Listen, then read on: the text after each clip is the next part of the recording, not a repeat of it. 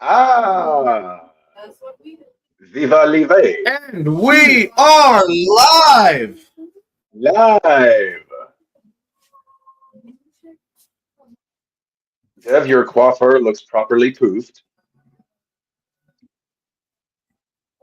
Indeed, it does. Hmm. Do you want to do kind of juicy? He said poofed.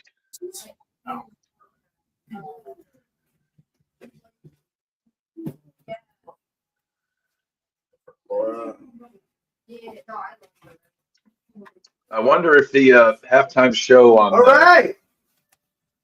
on the Trump network. I wonder Well, if Kid Rock is going to sing his statutory is mandatory tune. I hear that really gets the MAGA folks going.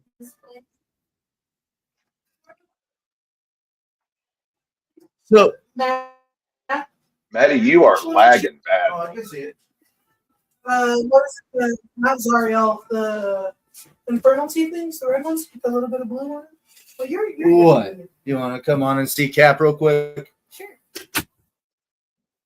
Hello, hello, whoever's wanting to. Laura! Hello. I'm not sure what kind of party you're going to, if you're just having some How fun are around you? the house, but pretty good. Just fun around the Considering house. well, I'm just hoping, I get some good news from the old attorney, hopefully the next 10 days. I'm not Yeah, going to yeah. be, so I got that going for me. I'm sorry, buddy. That is still so stupid. Yeah. Well, it gets Sorry, stupider, friend. but I won't speak of it on air. We're hoping for you, and yeah. Dude, we'll drive down there and bust you out. I will dig you out. Oh, Raymond, welcome you to the at Super Bowl, my friend.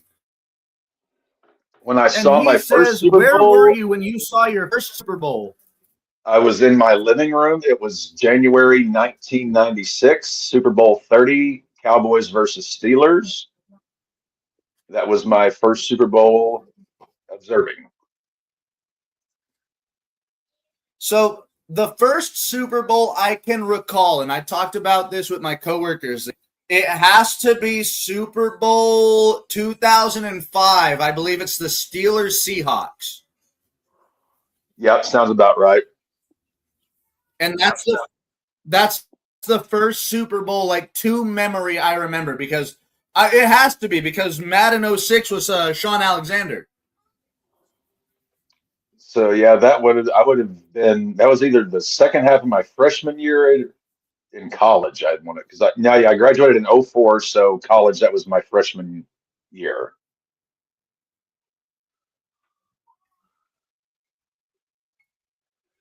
I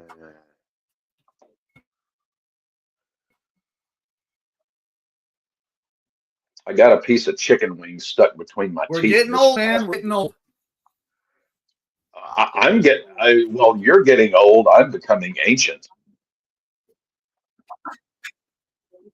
I'm getting older. I'm going to start celebrating my birthday with dirt. You get to go back in there.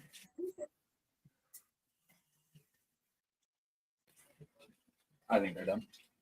Okay, yeah, they got a little more fun on the other side. Should I feed this little gal? I think she smells all of our food, so I'll give her a little bit of wet food. I don't know what that's just happened. Don't worry, Alora looks like that most of the time, and then she actually planned something out with it. So I don't know what's happening. Alora looks like she's in her natural state. She has her wool paint on. All right, we are. Oh yeah, she's got her whole little sink and everything. We got Mike Tirico and Chris Mahomes Collinsworth. All right. Collinsworth.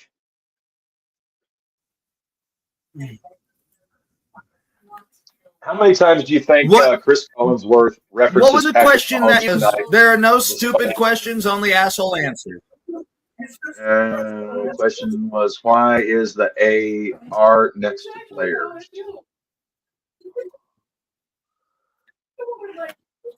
Oh, I have no idea. the parentheses R usually means like a rookie. Yes, typically, I would think that. I was saying, what's the over/under on how Yeah, many times there Chris are no Collinsworth stupid references questions, Patrick Ray. There's Mahomes, only asshole answers. despite the fact Mahomes is not playing in the game? Did Bush do 9/11? Is 9/11 real? Did it actually happen? Is Good the God, how Holocaust many stuff propaganda? fucking captains do they need? Okay, I might have to kick you in there. So there's stupid questions. And then there's asshole answers. And my asshole answers my foot to your dickhead. My butt to your caucus.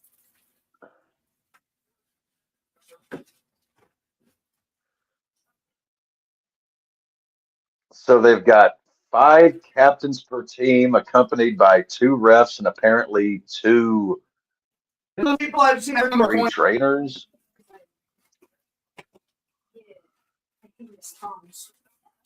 I love you, brother, but these tongues suck. Well, I don't have metal tongues, so. Okay, this is Use finally your the balls. last wing. Boom. Okay. All the wings have been pulled. Who is going to be flipping the coin?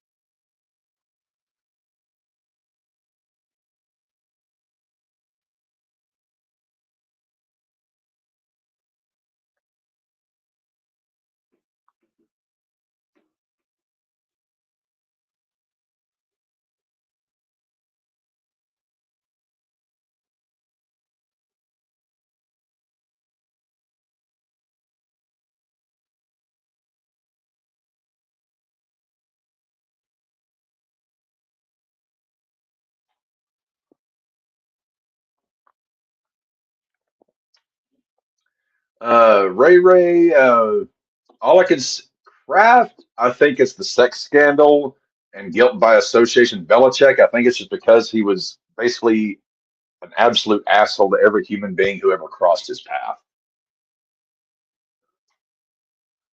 We were going to. And we back. And you're back. Ooh, look at that. What do we think about Kraft and Belichick not getting in on the first Hall of Fame ballot? I think it's a crime. A fucking crime. I said Kraft, it's guilt by association. Belichick, it's just because he treated every human being he's encountered for the last 4 decades like the worst asshole on the planet. How many rings does he have? I'm with Belichick Devin. has 8. It doesn't matter if you are the worst person alive. How many titles you got? Belichick has 6 as head coach for the Patriots, 2 as the DC for the Giants. Going to be Hall of Famers. Yeah, but Belichick really went above and beyond asshole. Hold on. Time out. Before we get any further, San Francisco fans got to be loading up the double barrel right now because Joe Montana is the one that flipped the coin for this Super Bowl. You do 100. I have 0 problem with that. What I do with the green bean casserole is I use cream of shrimp and cream of chicken. That's why you get the yellow too. How did it come out? Not to mention cream of Maddie. Oh, yeah. 10 times, honestly. Really? You think that cream of chicken really is a game changer? Good. I think I might have become a better cook than her. You're not better cook than me, so We've got different things, man. you know. We've got different things, brother. Well, now that you're getting more into cooking, like I have been my entire life, Matt. Devin, I've been cooking my whole life too, dickhead. Not as much as I have been. Yes, I have. We haven't even had kickoff yet, and already the Laws brothers are ready to strangle each other. This is going to be a fun night. Also, I've already almost gone through a 6-pack, 8-pack before kickoff. This is cool. Where did you guys find this? Babe, where did you find the mini crab claw? What? Yeah, like I would say your crab fossil claw. Oh, that was Carter Lake. Tessie gave it to me. Okay, badass. Yeah, I'm being very gentle with it because I don't want it to break apart. That's really cool. That's cool. I want to say it's like a little, Fucking big ass claw for like a whatchamacallit. like a little hermit crab. I was gonna say crawfish. Crawdaddy. Crawdaddy. I know Cat knows about. Oh, daddy. Oh, I love me some crawdad ball. Where's the bowl that we're gonna hold the ladies? Onion, sausage, potatoes, crawdad, all boiled up in a nice bag, laid out with all men. You get to see the names. This one? I see the knives too. Exactly. But this one? Congratulations. I'm proud of you. That's the bowl I Yes, this is. We'll do that.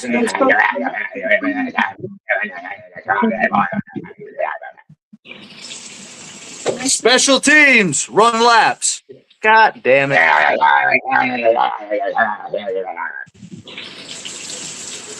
What did he say? Special teams run laps. I'm sorry that Denver's not in this for Maddie to just be holding the pierced nipples aloft. Hey, I want you to know that Denver would have won this game if Bo Nix was healthy. Christ, how many? Even that Can we keep a tally on how many times we're going to have to hear that over the next 12 months? I want you to put up a fucking tally for how much you're gonna hear it the next 4 hours. I mean, we heard at least 10 times during the AFC title game. Look, I'm just letting you know it would have happened, and we are so close to kickoff. I cannot wait. our last football. Malcolm Butler is ringing the bell for the Patriots, the guy who did the pickoff, Russell Wilson. All right, we are just about to kick off. Andy Aurora Borealis is about to put the ball on a tee. You got a couple guys in blue back there ready to receive the ball from the off kick. Put a little bit too much seasoning. All right. Okay. And we have kickoff in Super Bowl 60. I found Seattle out. is going to take it for a touchdown.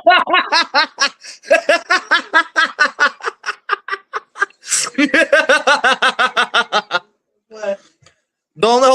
Hold on. Raymond, my only question about that is, did you enjoy them? That's the only thing that matters. Well, I heard of mountain oysters. So Rocky Mountain oysters? So calf fries are essentially that, but they're from a calf. Yeah, the bull testicles, but they're from calf. yeah, and they're cut in So fried calf chicken. testicles. Okay. Yeah, I've had calf but fries. Okay. hold on, Raymond. The only thing that really matters about that is, Sam did you Darnold takes enjoy the it? snap, hands off, big boy pants. He gets a first down. Who's so ahead of us? Yeah, Cap, you are ahead of us. What's your peacock looking like? I'm seeing Sam Darnold on the player, and I'm watching my TV feed. We are just got first snap. Yeah, we just got the first snap of the game. So do you want to switch to your peacock? Yeah, send me the link to your cock, Maddie. You have it. You should have it already. I know, but I'd have to search through Go endless to tomes. hold on. Go to setup. Go to your setup for Peacock, and then I'll send you the shit real quick. Hold on. Okay. Hey, Raymond said no, by the way.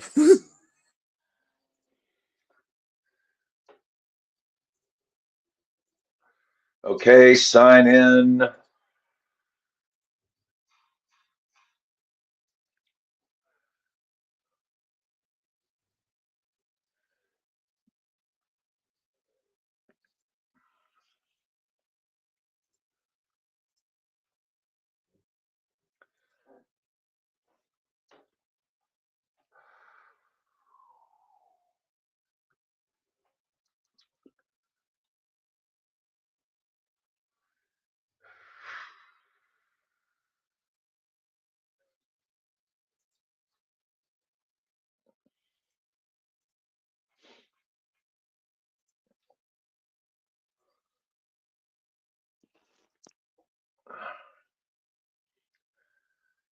half balls. And we have got a first down for the Seahawks, their third or fourth of this opening drive. That was Cooper Kupp on the reception.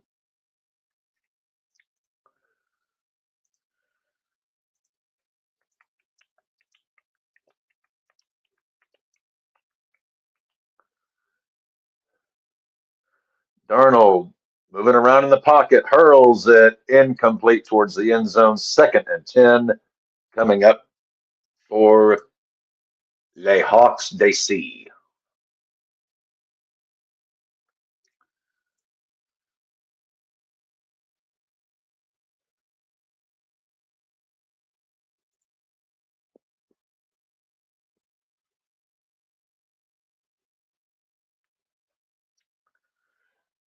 All right. Darnold under center from the New England 18. Darnold making adjustments at the line. There's the snap. Darnold hands off. That is big boy pants, and he gets maybe a yard.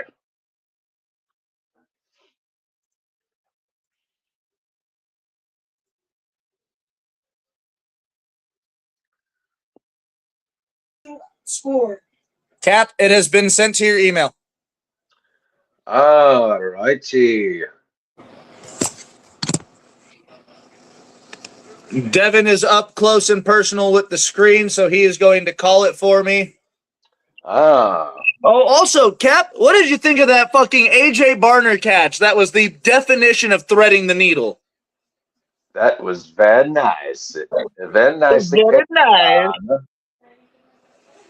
Darnold. Ooh. 37 minutes on the red zone. I've definitely had to take my makeup off for a while out of this life. And be like, sometimes it hurts. Sam, Ready to go. the Ginger Rocket. Toss back. Oh, that's pass interference. Where's the flag? Nope. He Maddie, ran no it. email have found me yet.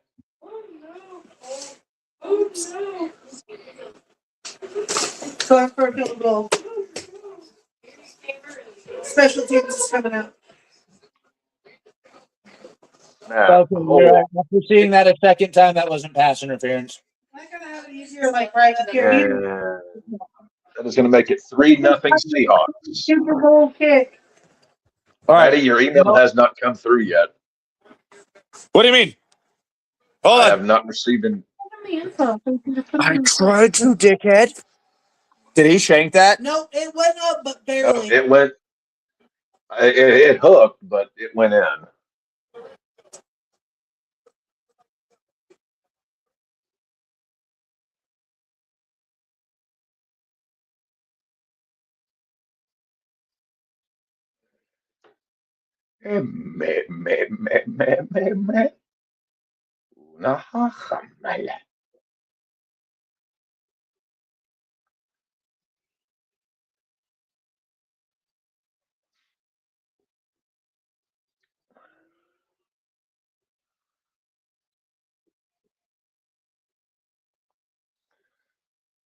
Living on a prayer, take my hand, we'll make it, I swear.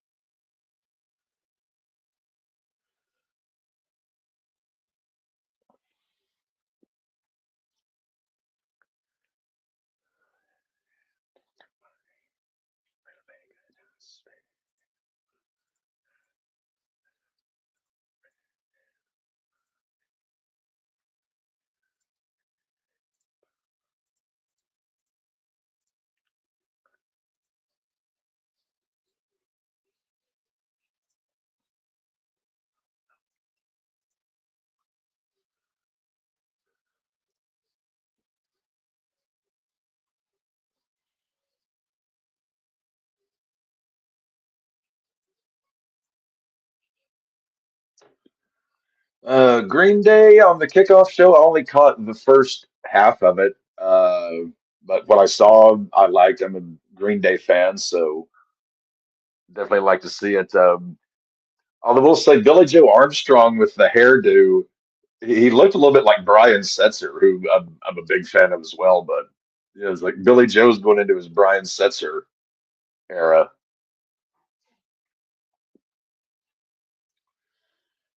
Mhm.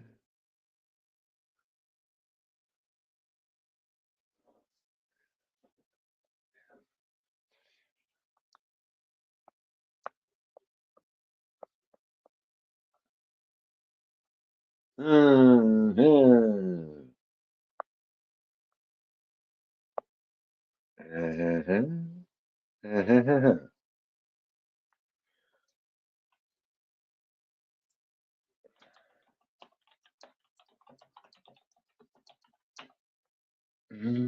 Mhm. Mhm. Mhm. Mhm. Mhm. Mhm. Oh.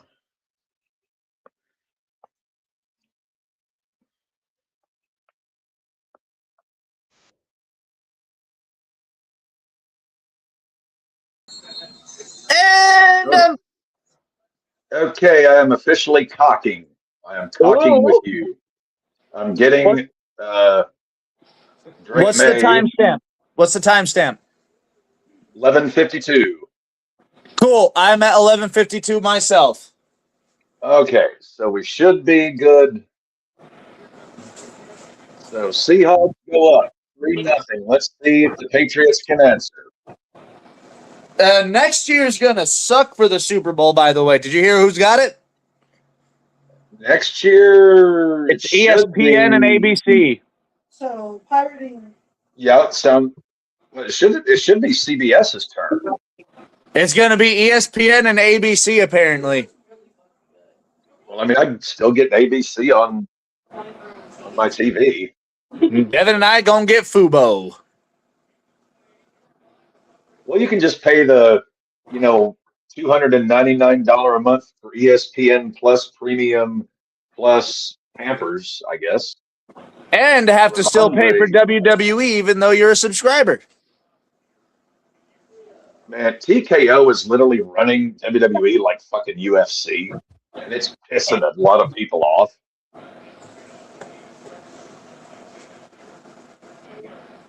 Well, shit, UFC had went wayside and decided to sign a deal with Paramount. They decided to Yeah. go the route of the WWE network, essentially. Which I get Paramount for free with my Walmart subscription, but I don't give two flying fucks about UFC. So it's like, oh well. Oh, dude, it's been so fun going back and watching old fights. Dawson gave me that Wednesday. Ramondre, first I'll down. him tomorrow. You know, I was gonna say if you wanted it. He messaged in the morning. Yeah. What time do you work? I just messaged him. I was like, "Are you in at 10 or 11?" Oh. Raymond said, "What did you think about Green Bay on the kickoff show?" Unfortunately, I missed it. I wish I could have seen it. I mean, I only saw about half of it. It was pretty good. I will say this. I did say Billy Joe Armstrong is starting to look like Brian Setzer's mini-me. Drake May, under center, sends a man in motion, fakes two handoffs, throws, complete. And that's going to be almost a first down. Going to be 2nd and 1 coming up for New England.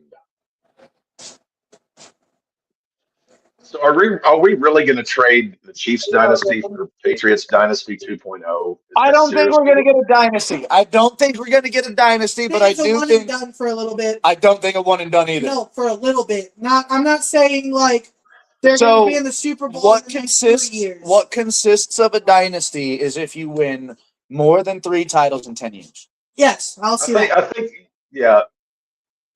Well, I don't three. think If you win 3, I think that 3 in They're going to a, win the Super Bowl. They're going to skip. They're going to make the playoffs next year, but get booted out, and then be playoff contingency for the next 2 years. Within 5 years, they'll have 2 Super Bowls this year, and then in 4 another.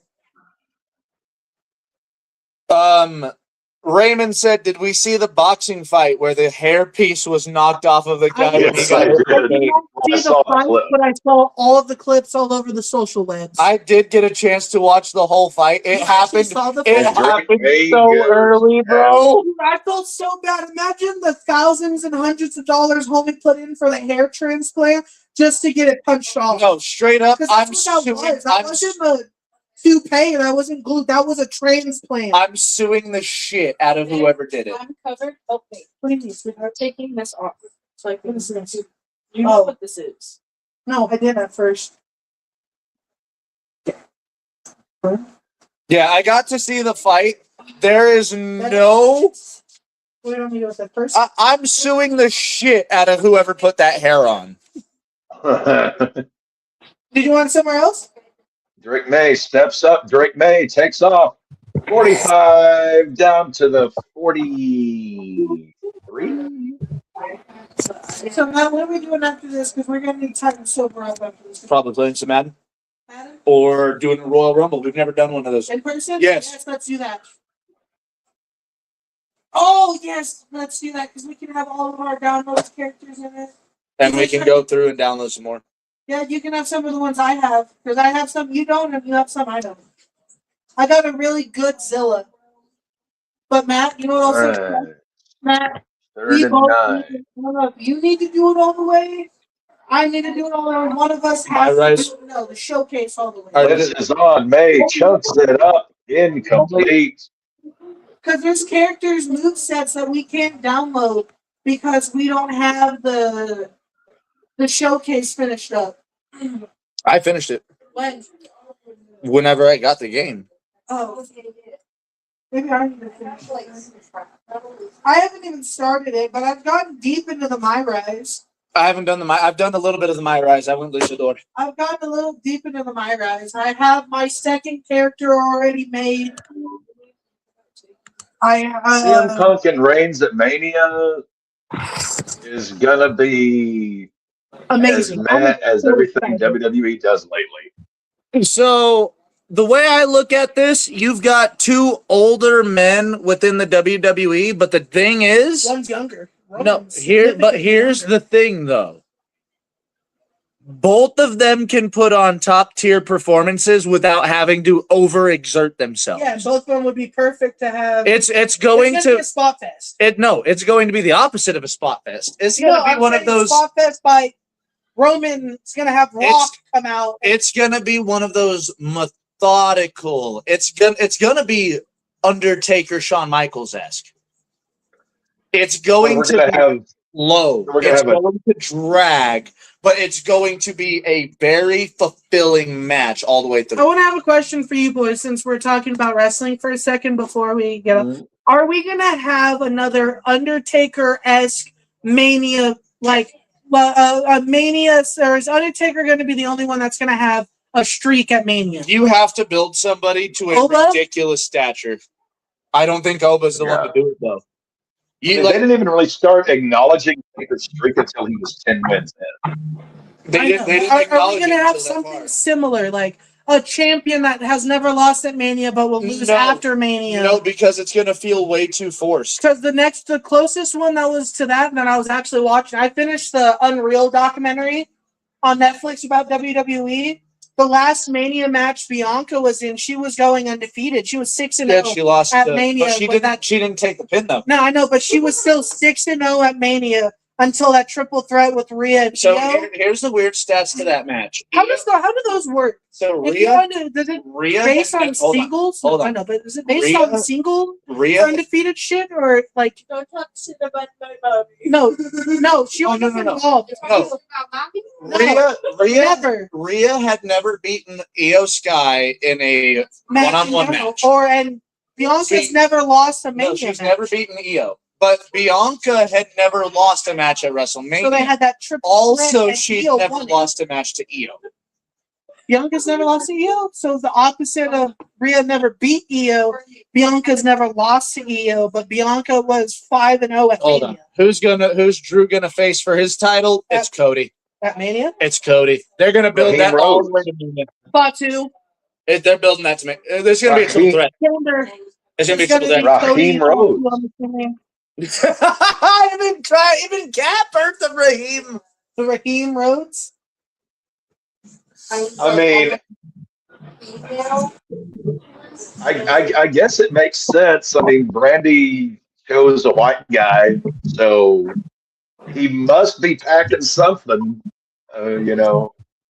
They don't call me Raheem for nothing.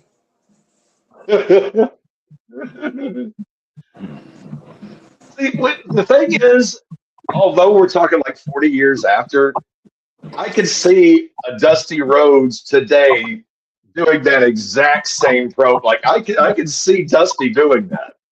So that's why it cracked me. I was like I always said, like Cody got Dusty's, mic and promo and showmanship. Dustin got the actual like athletic, like wrestling side. This Friday will be the bitch first match in defense. Who? In 90 days. Oh, are we talking that bitch? Which is what Jade Cargill calls herself? Weren't they the baddie? Didn't she have the baddie squad in? She had the. Was that her? the bad bitch squad or some shit. The bad Something like that. But yeah, Jordan Grace and Jade Cargill 1-on-1 for the title on Friday. See, I've been more focused on football going into this week. So whenever this is done, we're going to get back into wrestling. But right now, it I'm is going second straight and into 10 on baseball. the 10-yard line. But we do need to talk about our next streaming thing because I'm thinking Next I'm Sunday? not going to be able to do Sundays. No? I'm thinking with what's going on with me and Ash and shit, I need to try to get hours on weekends because weekends are hours. Okay. Especially slower days with what your job is. You have guaranteed hours. You work old folks home. It doesn't matter how slow. You don't get a slow day. You don't get a busy day. It's Sam always Darnold avoids the I sack, work tosses for- it. Oh, Jigga! We almost had that one. Oh, Jiggy. Oh.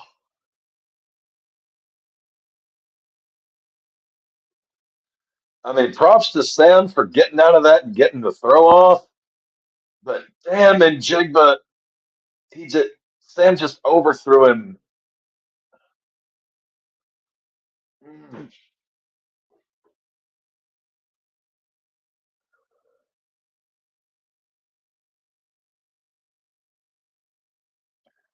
Seahawks punt, and the Patriots will have it at their own 35.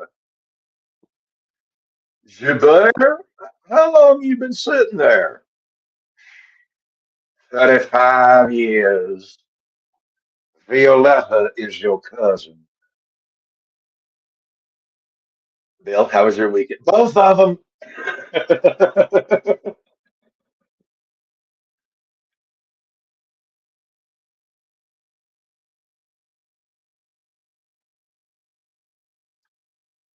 Jeff Goldblum.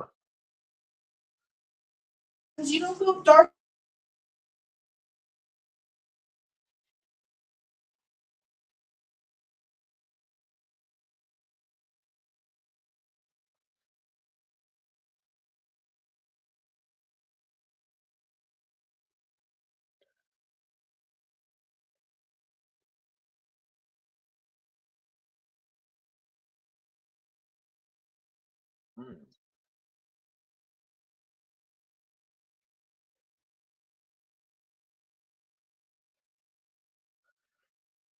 Is that?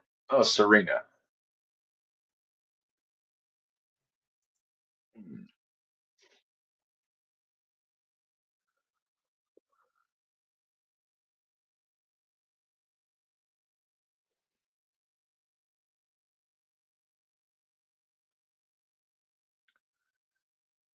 So far, I mean, actually, I hate the idea of commercials, but so far none of them have really been,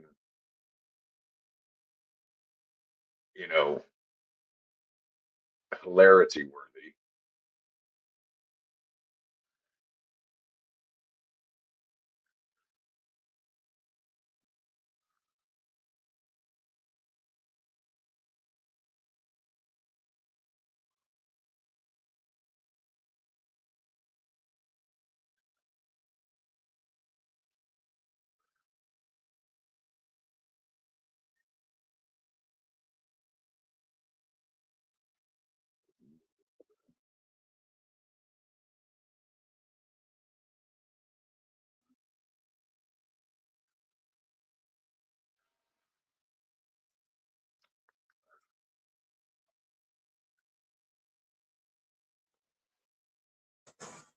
So, Cap, going into next NFL season, with what you've seen this year, who do you think is going to improve? Who do you think is going to fall off? We've got 10 new head coaches. Oh, I just came.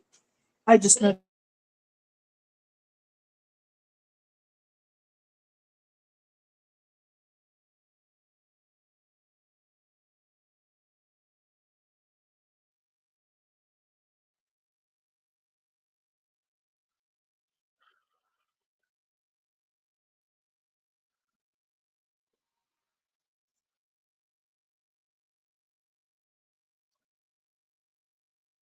And that is complete. I believe that is complete to Booty, and we are back. Booty back.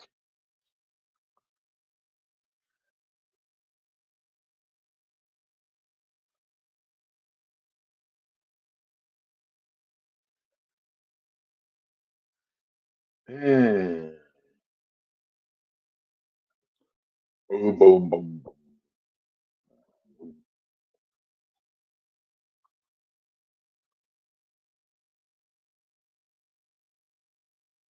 And Henderson is smashed, squashed. Hey, caramba. Matty, you should update the scoreboard. It's Seattle 3.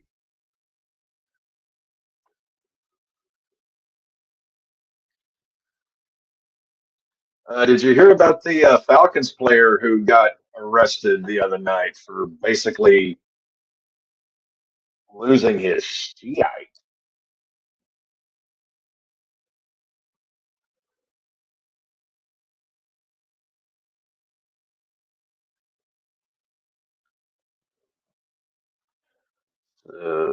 What is that? Is that going to be? Yeah, that's third down coming up for the Patriots. The Peacock feed and my TV are damn near spot on right with each other.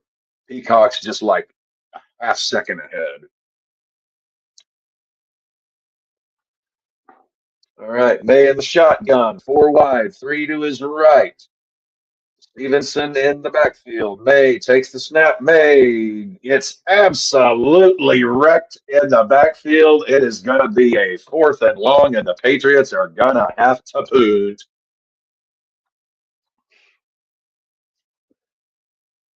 Man, this Seattle defense is fast.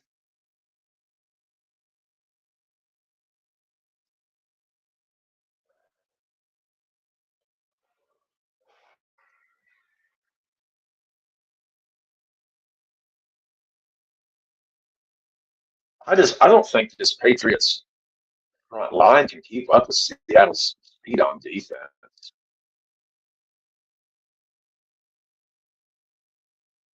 And Shaheed has it down at his own 14, I believe. Matty, you're muted just in case you didn't know.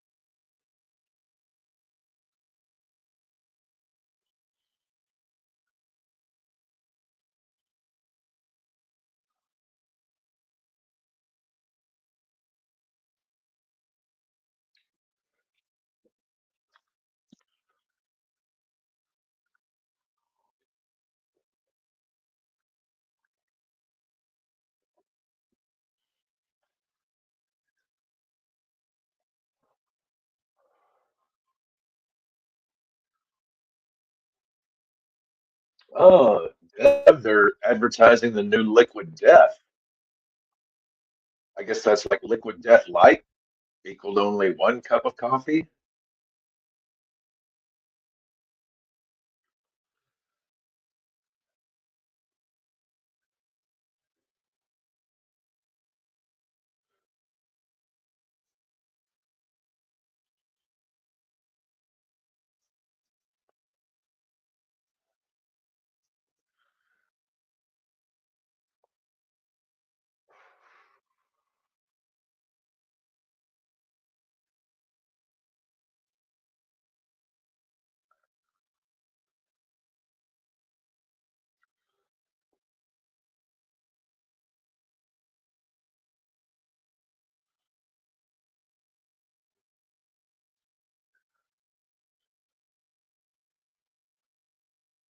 And we are back to the game. 3 minutes, 29 seconds remaining in the first quarter. Clint Kubiak, possibly, more than likely, going to be the next head coach of my vicious Vegas Raiders.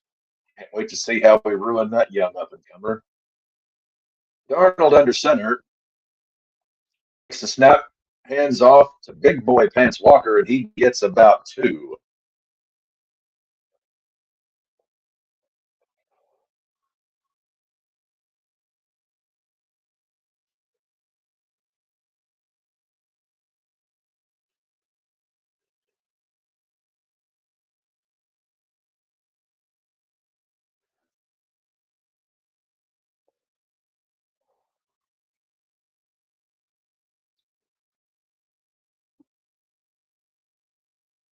All right, Darnold approaching the line. He goes under center. Quick snap, hands off.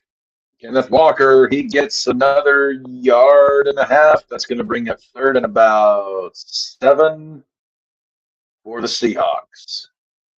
Clock continues to tick. 2 minutes and 35 seconds remaining in the first quarter of Super Bowl 60.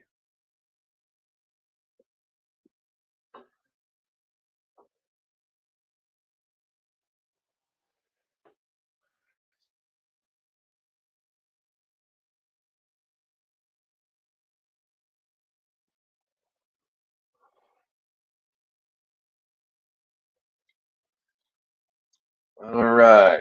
Darnold in the shotgun, sends a man in motion. 3 seconds left on the play clock. He snaps the ball. He drops back. The blitz is on. Darnold throws complete. It is going to be a first down for Seattle and a little bit more complete to the tight end. That's going to be about a 15-yard gain for the Seattle Seahawks.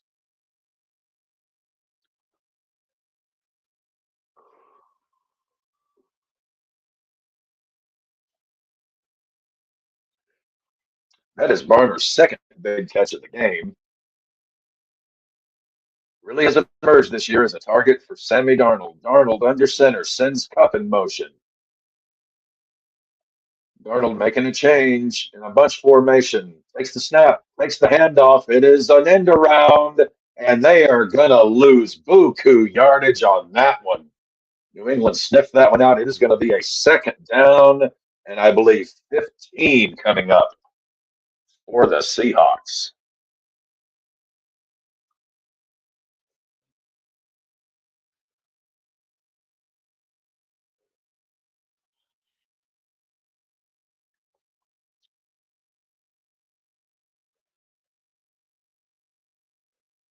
Second and 15 coming up for the Seahawks. Darnold in a shotgun. Sends a man in motion. Darnold, he has 5 wide receivers at his disposal. There's the snap. The blitz is on. Darnold gets it off. He throws incomplete.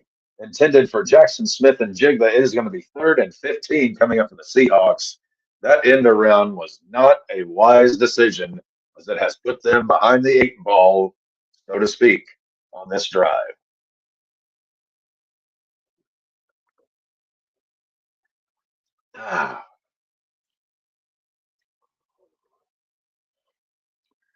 Seattle hoping to dial up a miracle here. 3rd and 15. Darnold once again in a shotgun. Has 5 wide. Takes the snap. Darnold, no pressure, throws. It is incomplete, intended for Njigba. That is going to bring up 4th and 15, and Seattle will once again have to punt the ball away to the New England Patriots.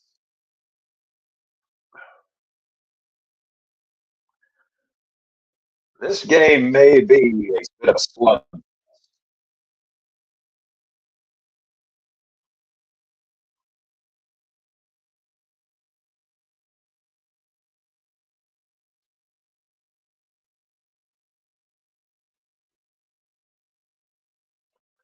Hey, Matty, Davey is in the waiting room if you care to allow him in.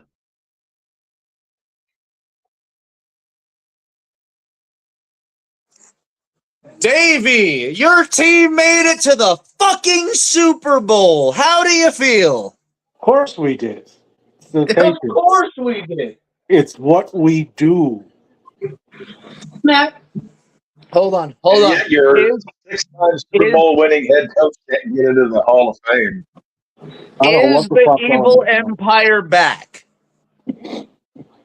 Yeah, that's nuts. Bill not getting in. Like, what the fuck? What is it you have to do to get in? Like I said, he must have pissed off every living human being walking planet Earth to pull Well, this it one just off. makes the whole process look somewhat ridiculous. Like, there is no better resume for a head coach.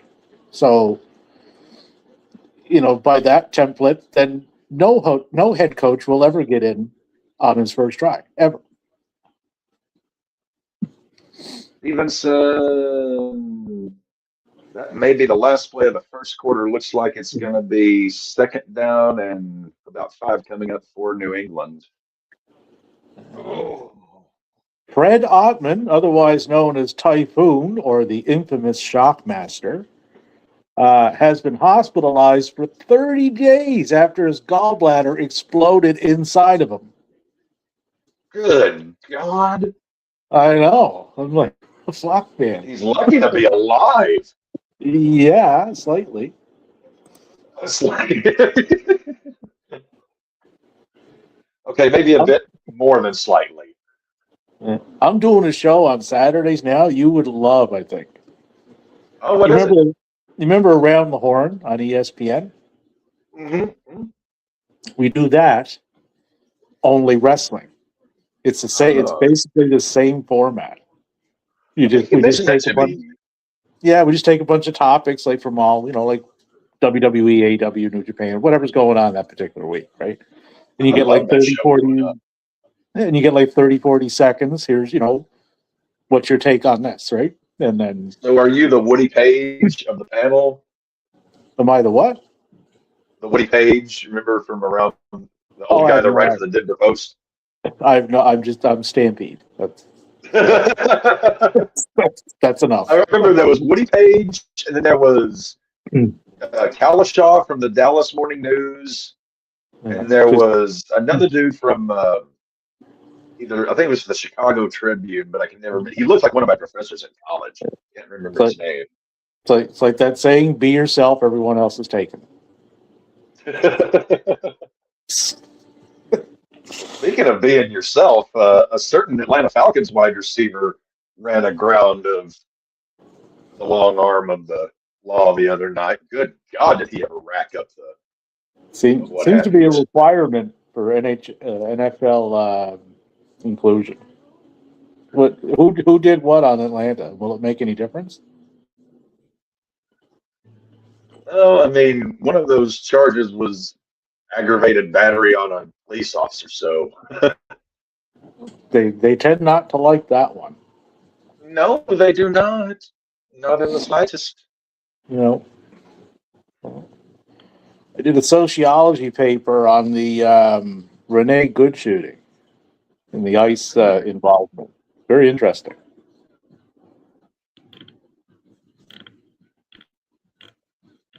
Those are sentences I never thought I'd be saying, but here we are. I keep thinking, like, as you get older, you keep thinking, well, I've seen it all, and then as things go on, especially, it goes back to what Carlin said. When you born into this world, you're given a ticket to the freak show. When you're born in America, you get a front row seat. Yeah. And Lord Almighty, this administration has not disappointed in that particular aspect. Well, every 80 years in your country,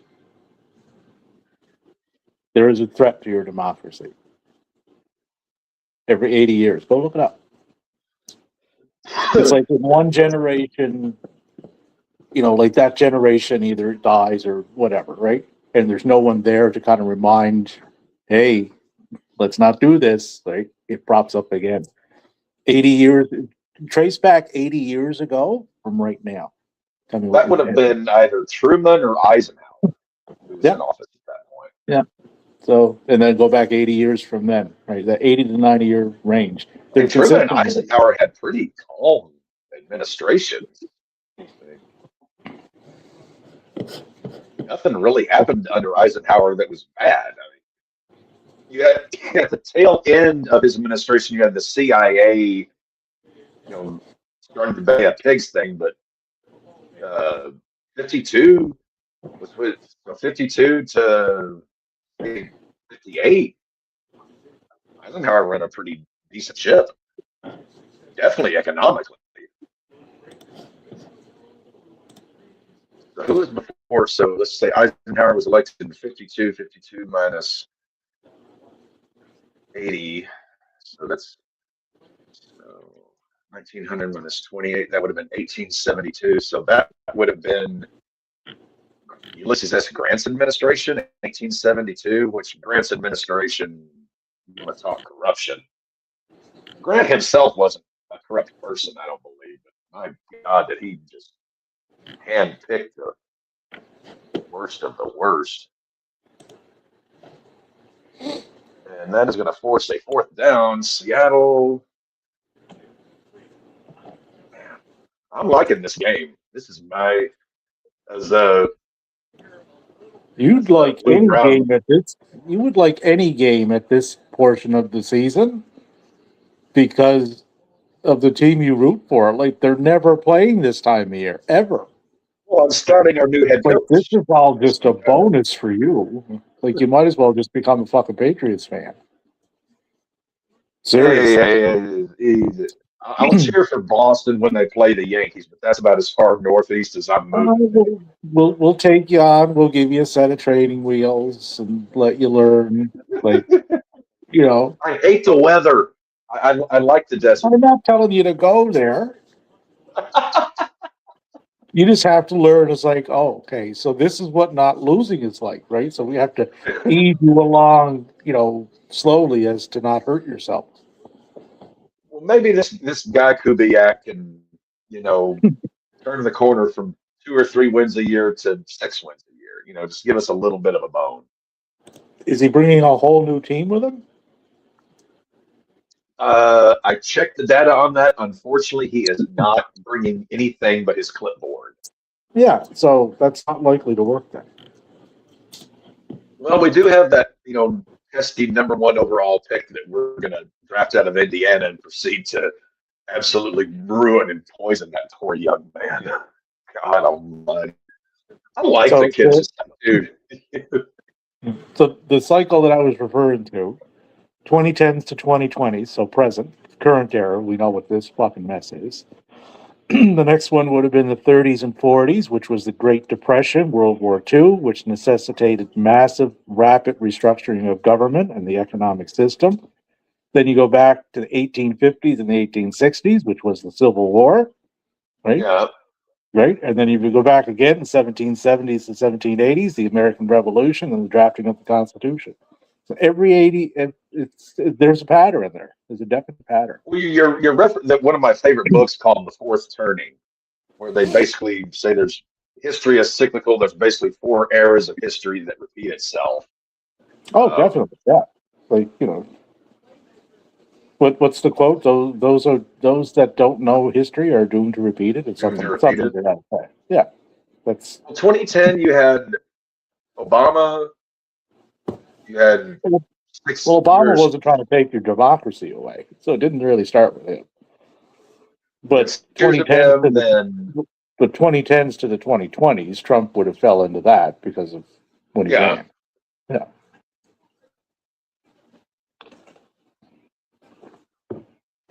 I got a 2-pick ticket. I got the Patriots to win, and I got Sam Darnold to outpass the Drake May. And big boy Pants Walker is into the red zone for Seattle.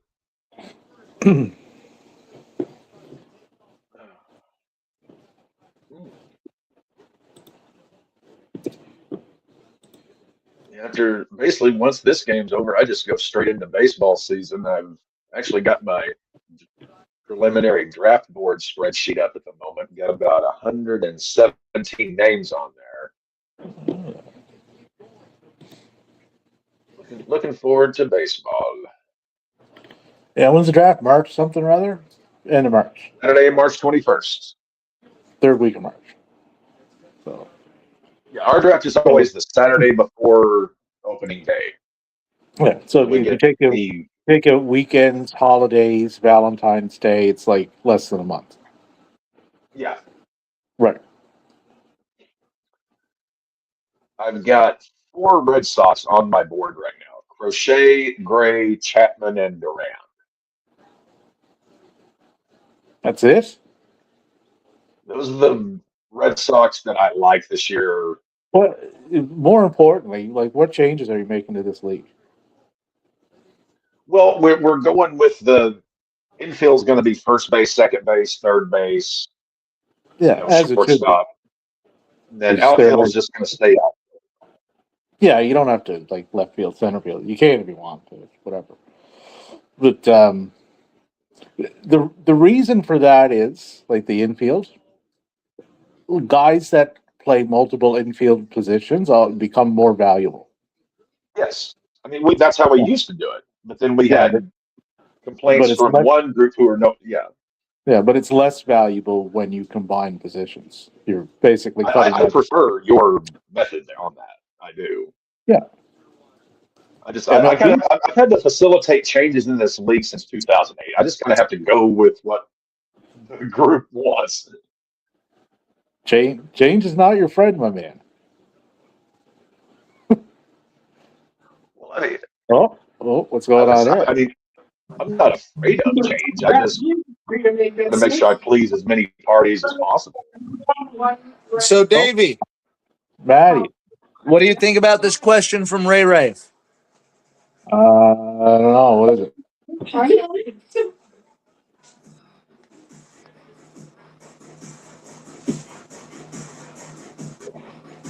Mansfield's just here for the Matty Daddy. No problem in that. So Ray Ray asked, what do you think about Kraft and Belichick not getting in on the first ballot? Well, Kraft I could give a flying fuck about. But Belichick, well, I'm just being honest. Belichick, there's no reason that I can think of that he should not have gotten in. Like, like that was just fucking stupid. Well, you remember one of our mutual favorite movies, The End of Days. Kevin Pollak's character had a line. Well, this guy just fucked with some people he probably shouldn't have fucked with. That's about he just pissed off literally every human being walking. Yeah, but that could have unless you come out as a fucking hey, I support the shooting of Renee Good or fucking or something like. Well, I'm just using that like Kurt Schilling went way the fuck out there, right? That hurt him, because that puts a stain on the hall. But Bill hasn't done any of those things to my knowledge. He just. But he's still pretty buddy with our chief executive. Yeah, but I mean, buddy, and coming out as batshit fucking crazy is two different things, right? Like all he's done, he's gone to college football and proved that he can't win there, which has no bearing on his NFL career. So, well, he honestly couldn't win as a head coach without Brady. I mean, he was a great DC for the Giants, but before Brady, he was. In his own defense, he was also in fucking Cleveland. And then the Jets for a cup of coffee. Well, that's not making us any better.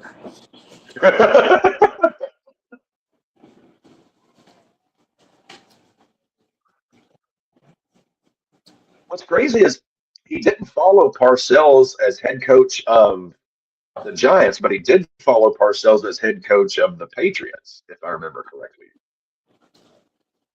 He was in Cleveland. Parcells was coaching the Patriots. Parcells retired or got fired. I can't remember which. I was very young. But then Bill was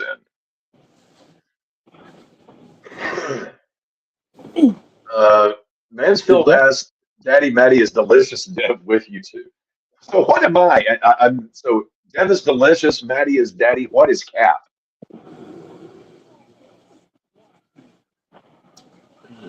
I think the Jets should hire Nicolas Cage dressed up as Bill Parcells coach.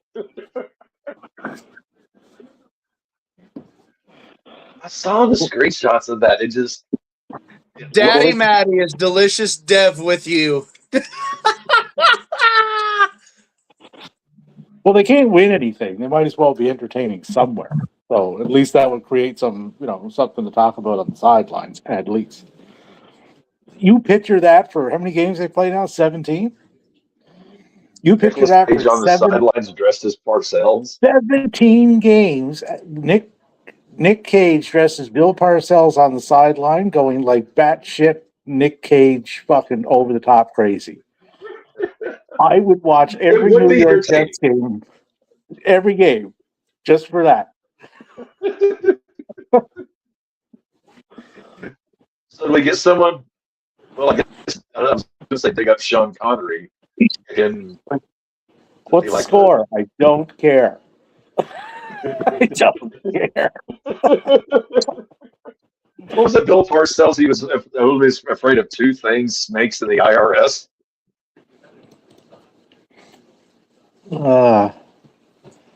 Nicolas Cage. Let's see. It's 6-0 Seattle. Trying to think, like we're getting into like my absolute favorite time of the year for sports because you got college basketball is really starting to ramp up. My Razorbacks are killing it. We beat Georgia and Mississippi State this week. College baseball is going to start. Major League Baseball spring training. I think pitchers and catchers report in a week. Oh, Vegas is not happy. No, it's not about the Raiders. They're just perpetually unhappy about that. But yeah, we live in misery. March Madness, baseball draft. A number of locations in Las Vegas have been told they may be unable to broadcast WrestleMania this year, even if they pay a licensing fee. Those locations communicated frustration as they believe the city paid a site fee to encourage tourism. Well, since they had just such a wonderful show in Riyadh last weekend. What, the Rumble? Yeah. I mean, the Rumbles are what they are. Like, like the Royal Rumble is just a juiced up battle royal, really. So they're only going to get to a certain level of good. But do you think AJ is done, or is he? I'm taking AJ on a day-by-day basis. If I wake up and he's somewhere, I'll deal with it then. Right? Do I think he's done? No, I don't. Because he got back his licensing, like for his IP, like whatever he used in WWE. He got that back. He made it a point to relicense that. If he was just staying there to do whatever, he would have no need to do that. He needs a proper stateside retirement match if he is. Yeah. Now, I don't know that. Like, it could mean nothing. It could just mean he's hedging his bets. If I decide to do something, I have this. Right. It doesn't necessarily mean that he is. They dropped some hints in TNA that he could show up and do something, but I haven't heard or seen anything on it since. There's only 2 matchups there that would make any sense: Santana and Leon Slater, because there's just no one else on the roster that would make sense. If he's free and clear, like completely of his WWE contract, Tony Khan will back up a fucking truck to his door. I was about to say, I think Tony would give him a proper. What? I mean, Oh, yeah. it would probably might be abbreviated. It might be like a 6 month, or might bring It him in wouldn't be past. for a little while. Yeah, it wouldn't be past this year, so it wouldn't be anything long. It might just be a couple of a few one-off matches here and there, right? But like Osprey would come to mind as one. They got a history. Absolutely. Omega would be another one. Um, maybe Fletcher. If he wants to like go the younger route. So there's stuff there, that would probably intrigue him. And I've seen enough out of him in the last little bit that he can still go at that level. How about that debut for Royce Keys? Yeah, he'll do well there. I mean, a lot of people are shitting on the name, but it's a fucking name, man. It's no big deal. The debut was awful, but he is built like I see him Well, very he's more WWE. he's more as a singles guy. Like his path to the top in WWE is a lot less. It's a lot more clear for him than it is in AEW, just due to the talent. Like like you look at AEW. Okay, who do I have to get through to get to that AEW World Title? Like you're going through about 12 names. Yeah, Easy. I'd say 9 to 12. Yeah, now do that in WWE. How many names do you have to get through? It ain't 12. So his path to get there is easier where he's at now. I don't want to ever encourage Dave Meltzer to do anything, but if he ever has an award for like romantic angle of the year, this Tony Storm Orange. Well, Tony Storm is making me give a damn about Orange Cassidy.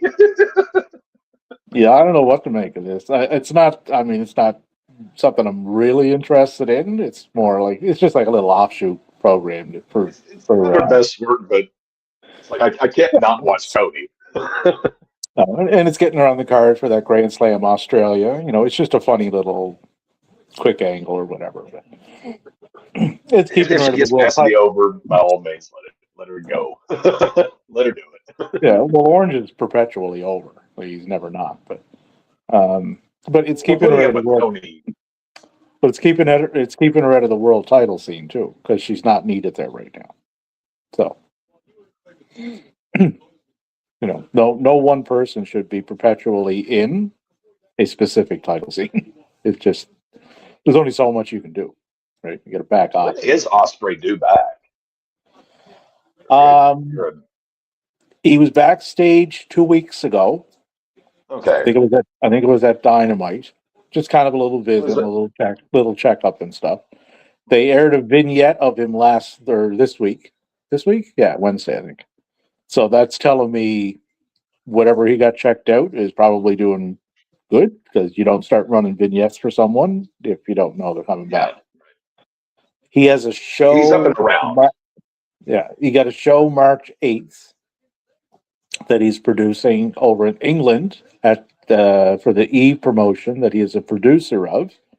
Yes, that's going to run at the Indigo, which is in the O2. It holds about 2,000 people.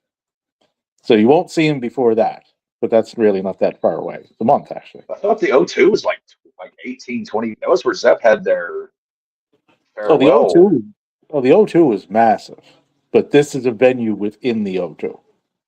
Oh, it's like Madison Square Garden had the what did they call it? The side. Okay. Yeah, it's just like a little side thing, right? But they got Chris Statlander on the show. They got Willow Nightingale. They'll have Jamie Hayter. They're going to have Alex Windsor. They got women from Stardom. It's an all-women show too.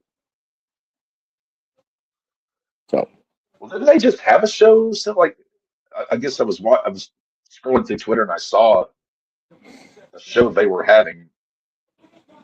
What? AEW? They did a Global Wars with Athena's promotion, which is all women. But the show itself wasn't an all-woman show. Okay. That aired last Thursday. God, the weather here is crazy. The snow finally melted a couple days ago, and now this week it's supposed to be in the mid 70s, and then going to drop back down. My sinuses just can't. Fucking snow in Alabama.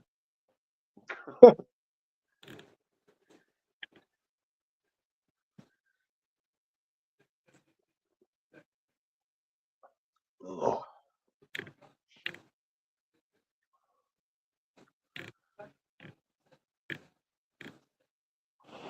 Karrion Kross is MLW champion. Good on him, man.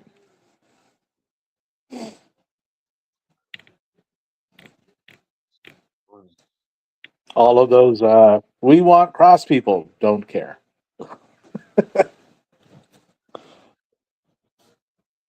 Ciampa definitely made some noise quickly, winning the TNT title.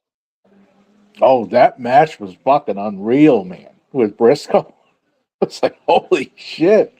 They definitely picked the right person to put him up against to start. I was when I was like, Briscoe. I mean, I'm not shitting on Briscoe, but I thought Ciampa might work better with a different person. He had Briscoe's Briscoe great. in He the makes opening. everybody look good. Oh yeah. Briscoe is he's like his transition from a tag guy to a singles guy has been phenomenal. Like, when's the last time you can think of someone, especially at his age, that made that swap? To do it and do it that well? I mean, Brett did it, obviously, but Brett was a young man. Shawn did it. He was a young man. Yeah, they were still like early in their career when they did it. But yeah, like Mark was 40 anyway. Mm-hmm. But yeah, I don't recall anybody like making that transition at that stage of their career and do it at this level that he's doing it. Scott Steiner, maybe he was in his mid-30s, I want to say, when the Steiner brothers. Yeah, Scott's in-ring, like, he got over, but his in-ring got worse the bigger he got. Well, that was kind of the thing, though, was like, yes, he wasn't Scotty from 10 years or even 7 years prior doing Frankensteiners, but he had gotten his mic skills and his promo skills over to the point where he didn't have to have the in-ring as it look at it this way. Look at it this way. If you put Scott Steiner in a ring with a guy like Kyle Fletcher, right? Is Scott Steiner elevating Fletcher the way Mark Briscoe did? Probably not. No, I wouldn't say. Well, are we talking like what age? No, Scott. Scott when he went solo.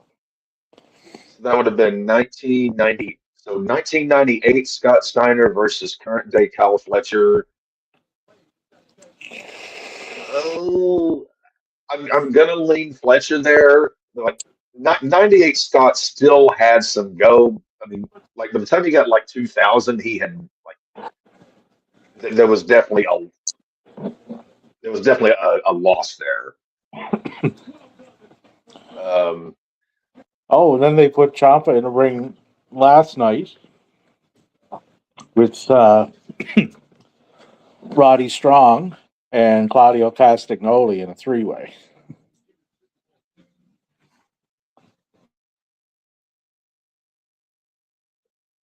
And then he got Fletcher this Wednesday at Grand Slam. So they have literally thrown him in the fucking deep end, like right out of the gate. How old is Ciampa again? I believe he's 40. I'll find out though. 1 sec. I was thinking he was somewhere like either 39, 41, like somewhere in and around there.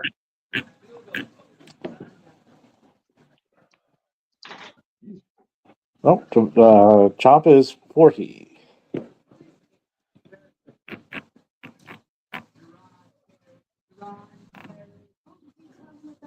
And I mean, is WWE doing anything with Gargano right now? Yeah, it looks like they're putting him back to NXT. So, there's a nice one guy goes across the street to the other company becomes only the second person in 7 years to win a title on their debut. And is now in a feud with like one of the better wrestlers on the planet, Kyle Fletcher, the other guy.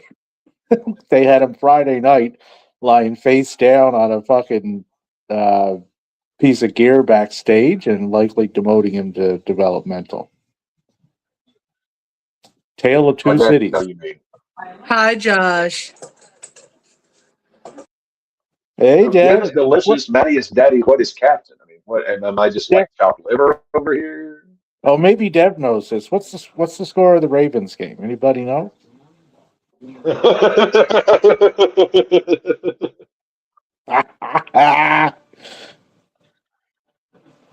I could have said that about the Raiders, but it wouldn't be as funny because you guys never make the fucking playoffs.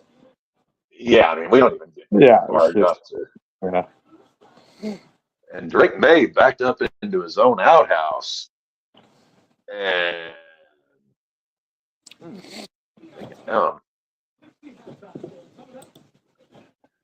this is actually my first sober Super Bowl in probably 10 years. I remember Super Bowl 50, I was watching at my mother's house. It was a Sunday, and where she lived, it was a dry county, and couldn't. But I think this is my first sober Super Bowl in 10 years. I'm drinking ice water. Man, I think there's a penalty. A penalty.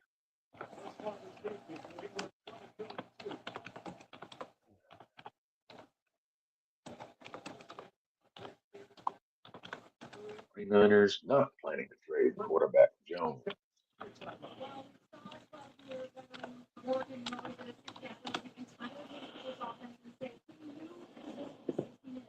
So, well, since we're watching the Super Bowl on NBC, NBC got the rights to Sunday Night Baseball, as you probably know, Davey. They've hired Anthony Rizzo, Joey Votto, and Clayton Kershaw to be analysts.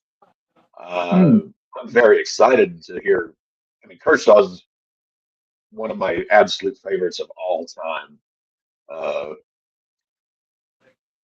And so I'm very pumped for that. Rizzo, I liked him as a player. Votto had a pretty good run, but Kershaw, I'm just like, oh. Kershaw was my favorite player of the last quarter century, and it's not even close.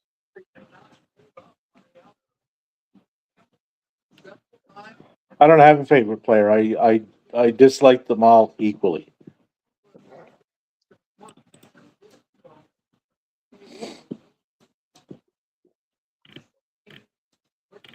Davey, you don't dislike anybody. Come on now.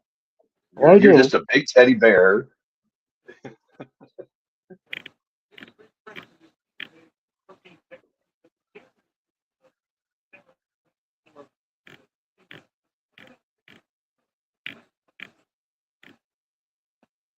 New England working their way out of trouble here.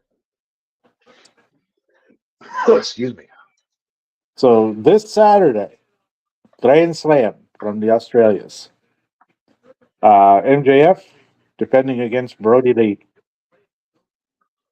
The Timeless One and the Orange One go up against Marina Shafir and the Wheeler Utahs in a header match. The Hangman Page will take on the Andrade El Idolo. And your favorite wrestler, Jonathan Moxley, will take on Mr. Takeshita. Take Soup. Mr. Cinnabon. Cinnabon? Mr. Cinnabon. He works for Carl Terevic at the Cinnabon.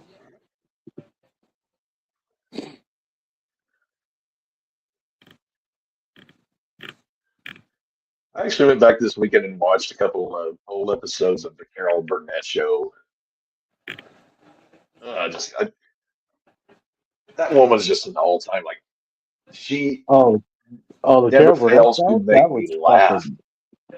They will crack themselves up. Oh, Harvey Like Korman and Tim Conway. Jesus, routinely. Harvey Korman pissed his pants. He was laughing Yeah. so hard.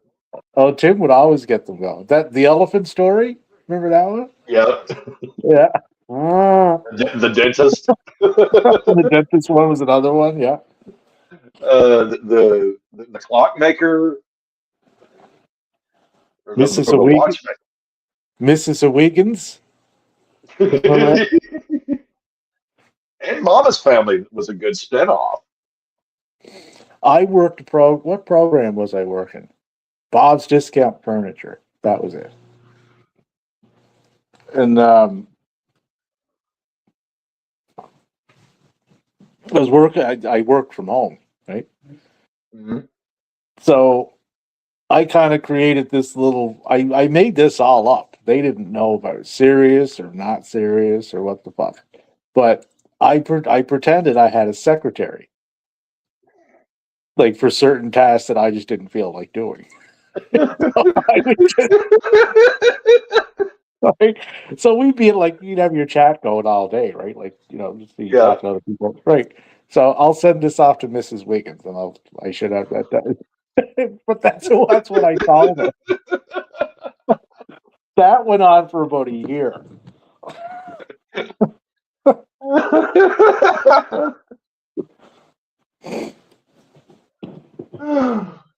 Yeah, Mrs. Wiggins.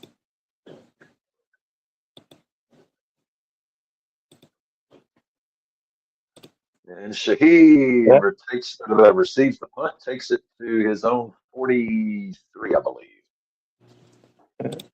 But it got pretty in depth, actually. Now that I'm thinking back about it, like I'd have little like incentives for her every month and stuff.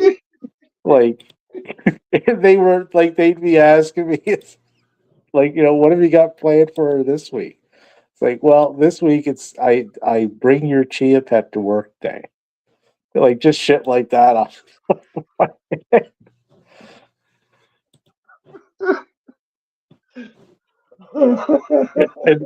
And there was one time I said she's doing such a bang up job. I'm really thinking her of getting her that fourth wheel for her chair. If it's in the budget.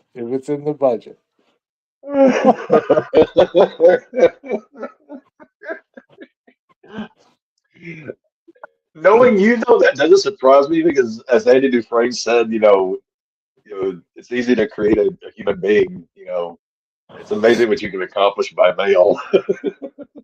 Oh, in which, like I said, and I just kind of ran with it, and people started buying in. They were asking me questions. I think some of them thought she may have actually existed. I fucking know to this day.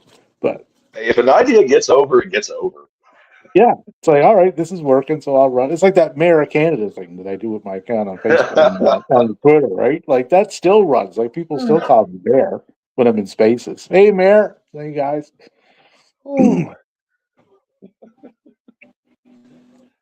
Every time I keep thinking of either Serpico or the Always Sunny spoof of it. How about that, Mr. Mayor? And of course, Charlie misspelled mayor. Fucking buddy of mine from Massachusetts. Illiterate. Buddy of mine from Massachusetts asked me the other day, when is the next election anyway? I said they're held every 4 years on February 29th, and you have the entire month of February to vote. Do you need a campaign manager? Or is this just like a pure grassroots movement up there in Nova Scotia? No, just cast your vote. One vote, one person. You just got to be a Canadian citizen. None of that. I don't want no fucking Americans voting for me. No offense, but no offense, but you aren't very fucking good at it. So we've definitely fucked up 2 of the last 3. I'll give us that. Well, and I have to say, like 2016, given the 2 options, I didn't vote for either one, but I could not vote for her. And I thought, well, he'll get 4 years, and then that'll be that. Yeah. Well, the last one did not think he was gonna have an encore. Well, you didn't get enough of the first 4 years. Like, fuck, man. You're only a year in, and this is a fucking disaster. It feels longer. It honest to Right. God feels like it's been two. He's doing too much. I did ask the boys when we started, since they're having the alternative halftime show. I was wondering if Kid Rock is going to do his MAGA ballad. Statutory is mandatory. I wonder if he's going to sing that one for Well, the there's a flag guy, wavers. like, he's never getting in the Rock and Roll Hall of Fame. Ever. Ever. No, Yeah, I don't care what the fuck he does from here on out. He's never getting in because of this shit. he may get in the Country Hall of Fame. Maybe. No, not getting in that one. The bunch of country artists bailed on him too. It's like, no, man, you're a bit too out there for me. Thanks for the invite, but no thanks.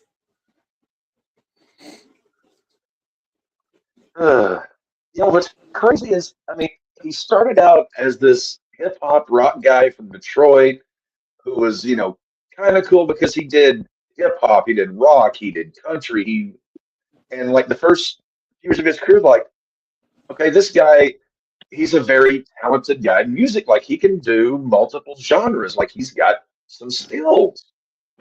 But then he just kind of starts going off that deep end just a little bit more every year. Well, I liked his music early on. Like, I mean, it wasn't if he went away, I also wouldn't have missed him. Like, Yeah, I he mean, it wasn't was. that type of artist for me. It's like, all right, like you're listenable, all right, but know, but he's no great groundbreaking artist in any way. He's nothing to write home about, as Mama Cat would say. No.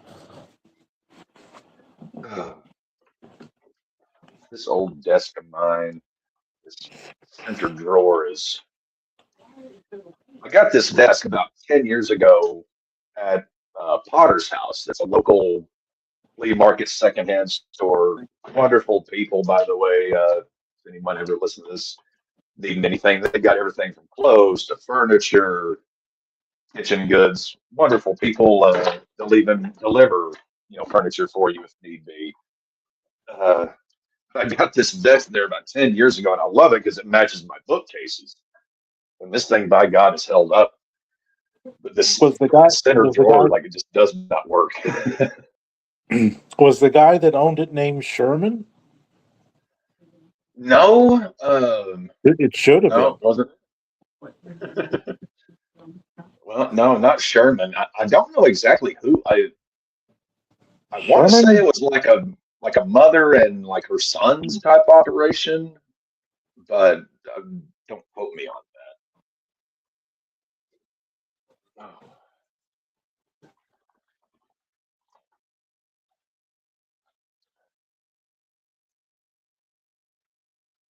Oh. I never saw a horse tied to the front. I'll put it that way. So it couldn't have been that Sherman Potter. Let's see. Ray, the Olympics in LA will have flag football as a sport in 2028.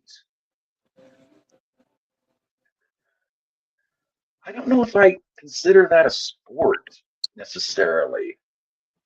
It's an offshoot of a sport. It's a game, but I mean, fucking marbles and pickup sticks is a game.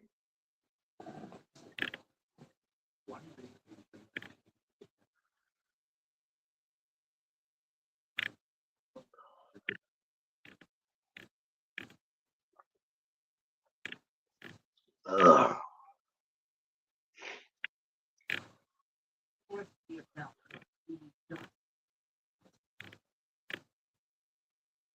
New England, they need some kind of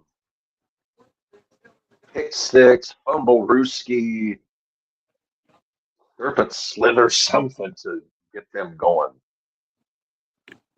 Seattle's moved the ball decently at times. What is it, a minute and Minute 3 seconds left. Oh, damn this weather. Ooh.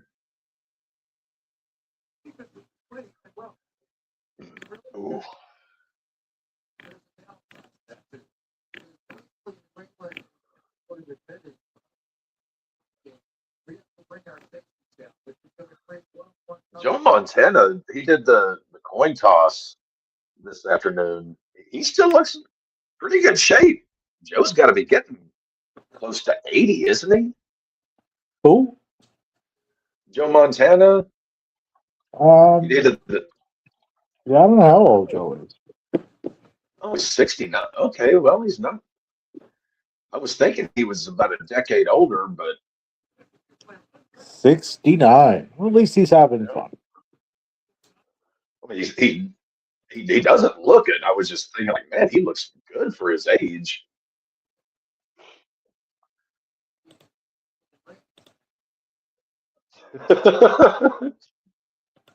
Okay, they got Jason Alexander in a commercial, so I gotta watch. I'm just getting upset. Carlton and Urkel.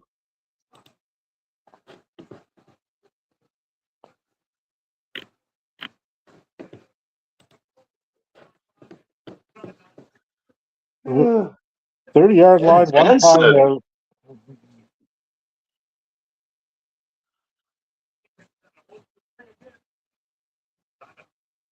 So it looks like the Patriots will come out of this down 9-0.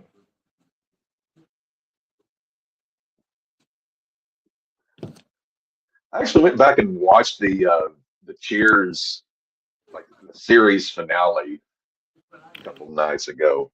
It still holds up. Oh, Cheers is classic. Like so many, like finales just shit the bed, and that was one that did.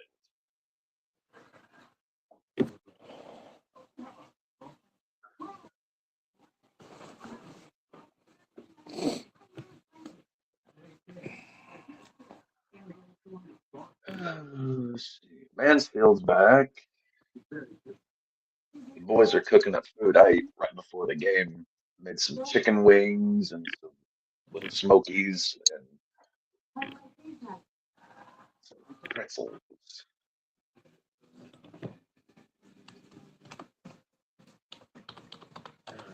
What is this commercial? Coinbase crypto. No, thank you.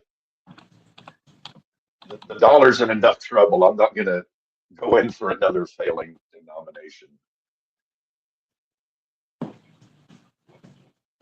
Mansfield, you had Sheets. What is that like a Cleveland, like an Ohio thing?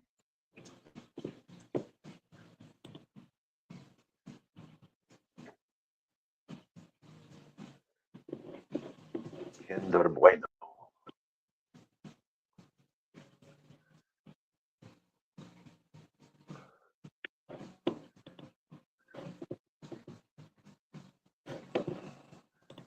So we Baseball. got. Go ahead, Davey. Oh, baseball. I had that somewhere. There it is. I did a quick listing of who I'm considering. Okay. Let me check my list to counter your list. Of course, I have to redo my list now that you changed your list of what the positions are for the infield, because now my list doesn't match that list. So it's pretty much listless. I thought you would have had your list already ready for the change for the list, but now that my list has been changed, you've got to change your list to match my list. Well, no, because I never know what you're doing.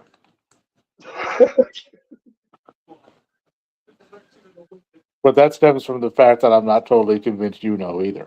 So. I just try to operate a square shoot and keep as many people happy and coming back every year as I can. Anyway, the short list of people you are considering.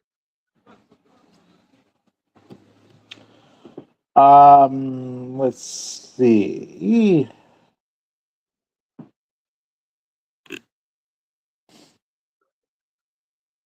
I mean, outside of the obvious ones.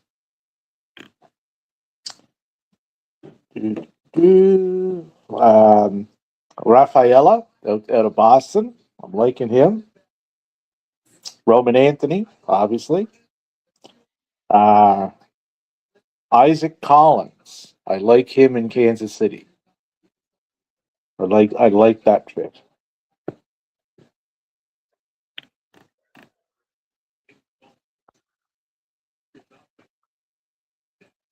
I do not have any of those gentlemen on my list presently. I've got 4 guys from Kansas City. None of them. Luke Keichel out of Minnesota. I'm liking him. Yes, I am very big on him. He is on my list. I like this Jeff McNeil to Oakland, or whatever fucking team they are. The A's. Let's see, Oakland. Got No a sorted man. 19 here. They can hit. Who for Oakland?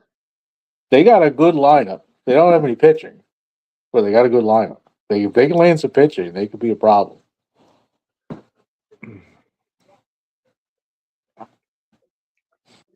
For the A's, I've got Langoliers, Wilson, and Kurtz. There's only 3 A's I have currently.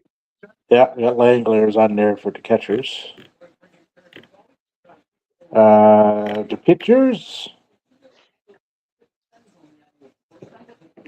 Resort this by position.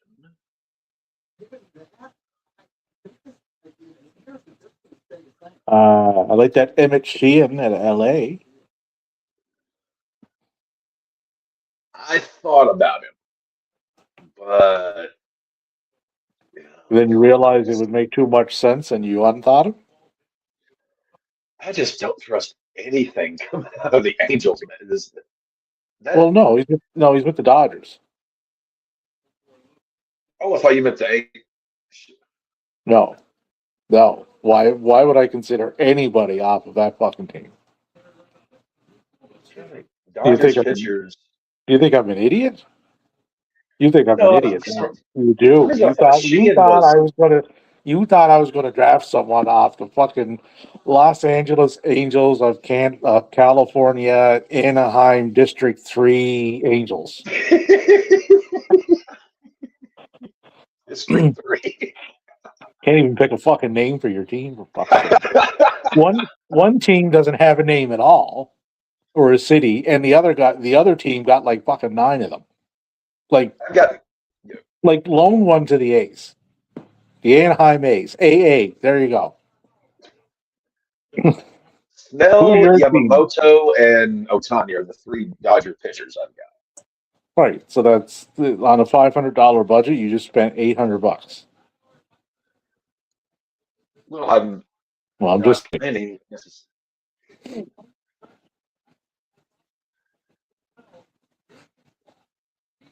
I'm not as high on Yamamoto as a lot of people are. I'll say that. Christopher Sanchez. I like him. Yes, Sanchez is actually in my top 4 starting pitchers for this year.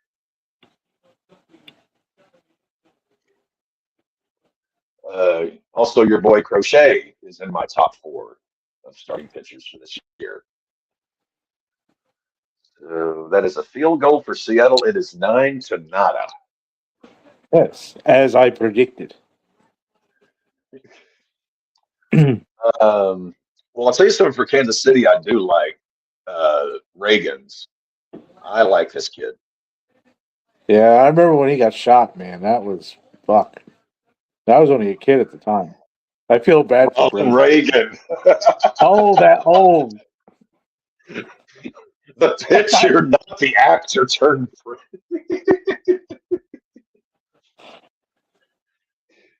No, not the guy John Hinckley was trying to impress Tony Foster for.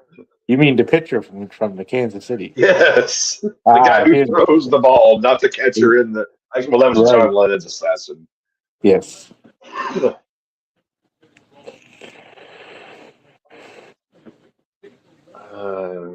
see. I will say this, Davey, and this may not surprise you. It may, I'm not sure. Of the 117 guys currently on my list, not one of them plays for the Chicago White Sox. White Sox. Let's look ahead. Let's. Do we have to? I already looked at our prospect list this year, and our prospects ain't too prospectful.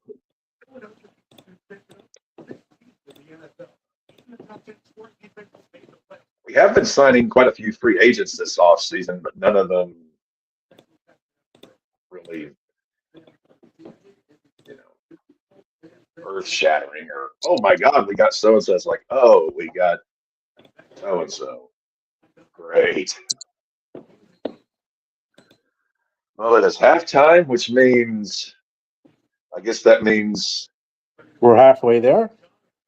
yeah, I guess that means the White House is going to be turning their channel to whatever the hell that Michigosh is going to be.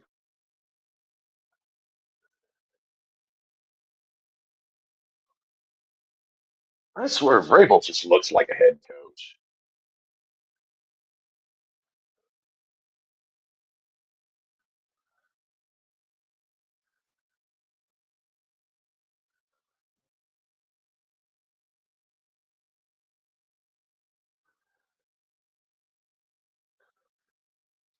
Well, we actually have a, well, since the Super Bowl, we're going to have a lot longer halftime show than normal.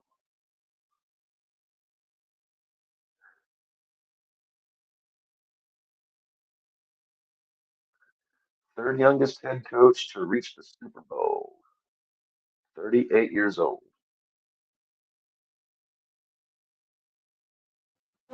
38 years old. That's a great song by the Tragically Hip.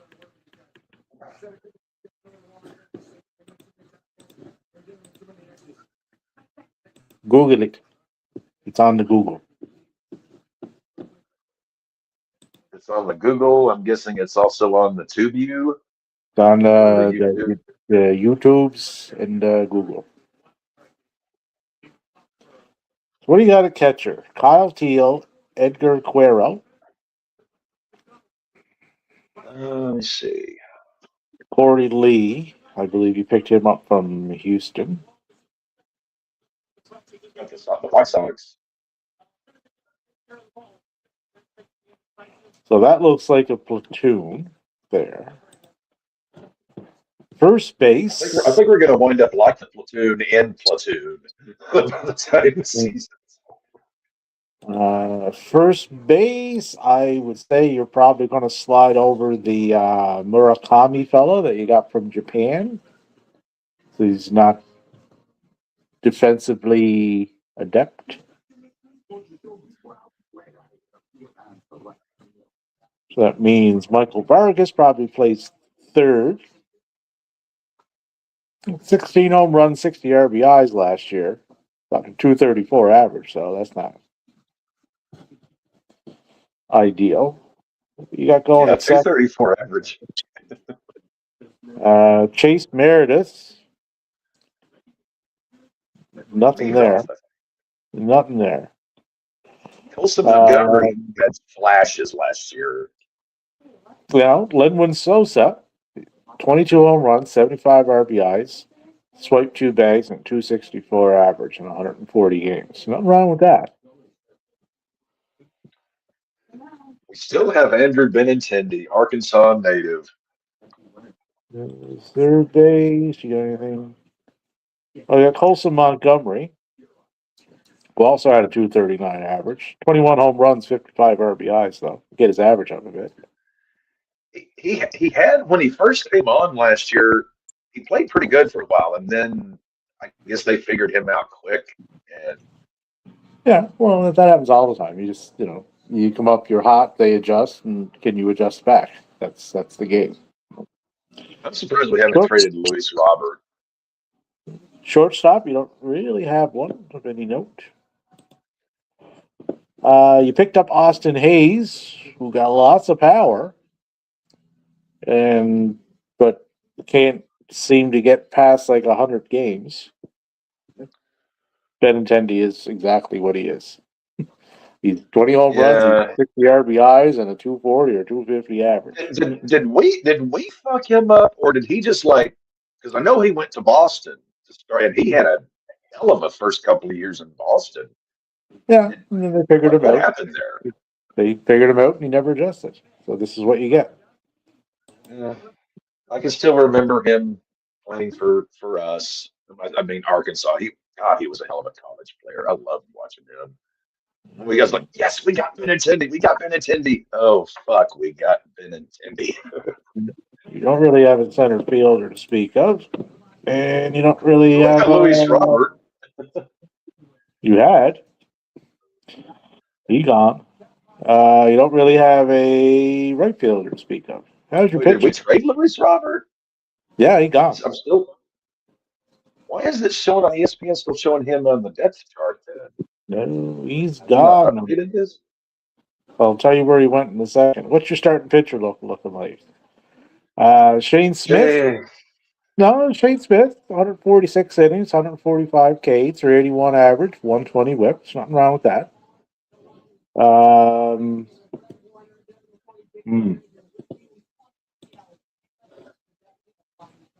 Davis Martin, not so much. Sean Burke, not so much. Jonathan Cannon, no. Yeah, you got a lot of work to do there. It's going to be a long season, Davey. I'm just going to have to write it out again and again and again. Well, I mean, if you're placing bets, though, you pretty much know, what bet to place. If there's 5 teams in the division, bet on them to place fifth. You'll win money. Probably not a lot of money, but you'll win money. Can we not lose 100 games in a row 3 years in a row? Luis Robert went to the Mets. I was looking at ESPN sometime, but for some reason they still had him listed on our depth chart. So ESPN, they're fucking morons. Look who they're in business with. Yeah. Just saying. They're in a business with a lot of unsavory characters. I mean, they're owned by an unsavory organization.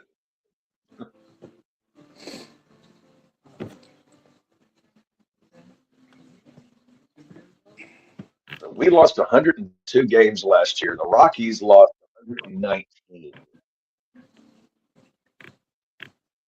Well, the Rockies are build up. Well, the Rockies are barely a baseball team. I don't know what the Rockies are.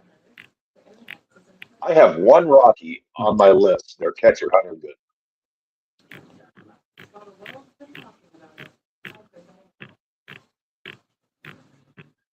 I honestly, I can't think of anyone else on the Rockies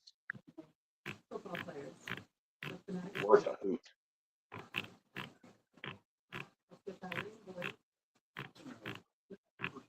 See, the Rockies, they kind of do it to themselves with that stadium and the altitude. It's there. Like, there's a can't really be dominant at home unless they have like absolute. We're talking like Greg Maddux, Bill Lee, ground ball, jump ball pitchers. Like, you cannot let that ball get elevated in Coors. No, you scour Major League Baseball to find as many ground ball pitchers as you can find, and you sign them. Like who has the lowest? Like who has the lowest fly ball rate out there? Go get them because you don't want the ball in the air.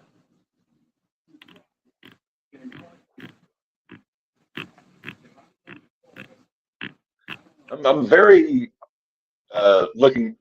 very much looking forward to our annual MLB. Well, we have our annual MLB prediction show.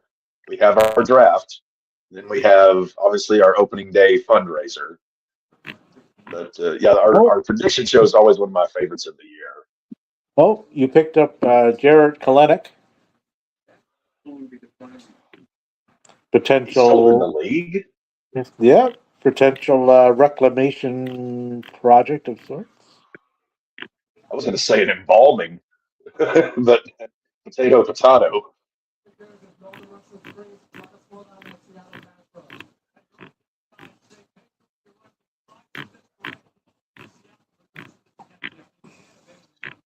What am I looking at here? There we go. So it looks like our first spring training game is spring training games actually start February.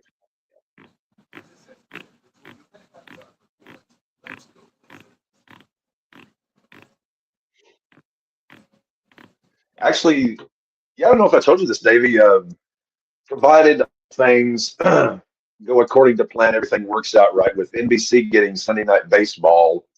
Um, and if his schedule is going to allow, because I mean, he travels, he's a sports writer, he travels, but looking at trying to maybe do like Sunday Night Baseball, me and Buck, live stream watch along for Sunday Night Baseball this season. If everything works out, obviously with his wife passing back in October, I didn't even broach it with him until about a month ago.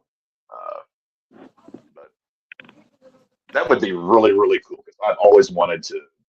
I love watching baseball with that dude because he's just a human baseball encyclopedia. But hopefully we can get that going for Sunday nights, and it'd be super easy with Peacock to stream it. Oh, excuse me.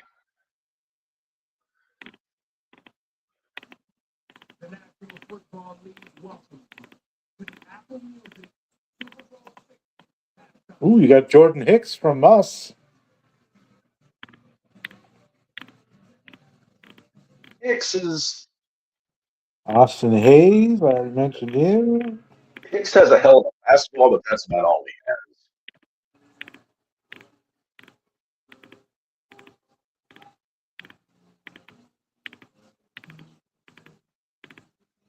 I remember when he came up through St. Louis, if I'm not mistaken. You got Sir Anthony Dominguez. Yeah. He signed with the White Sox for some reason.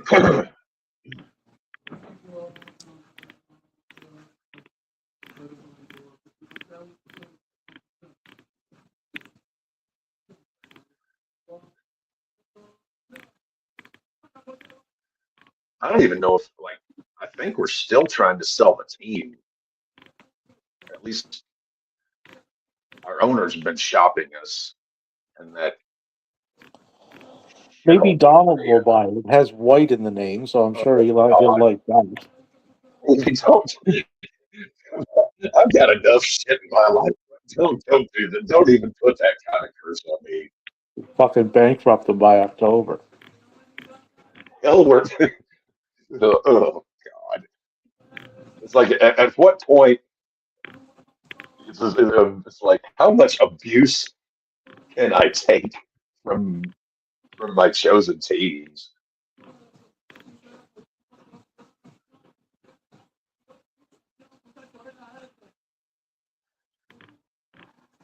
Fucking Bad I Bunny. mean, I have nothing against Bad Bunny. It's just not music that I particularly care for. But well, also my Spanish is pretty bad. I would have preferred either Metallica was my no in San Francisco. no get Sammy and Michael and Kenny and Joe over from wherever they're doing their residency at. Put them on for a song or two, right? And then get Joe Elliott and the boys over from they're doing a residency over in Vegas. Grab them. I mean the Eagles? No. And Joe, I was thinking No. Joe Walsh. No, Joe Elliott. Def Leppard, Joe Elliott, lead singer. Oh, okay. They just I would have liked Metallica just because I've been a big Metallica fan most of my life. Oh man. And then they've got, I mean, a number of hits that people would. I mean, I was just thinking that formula of okay, popular band, local to the area, people know their music.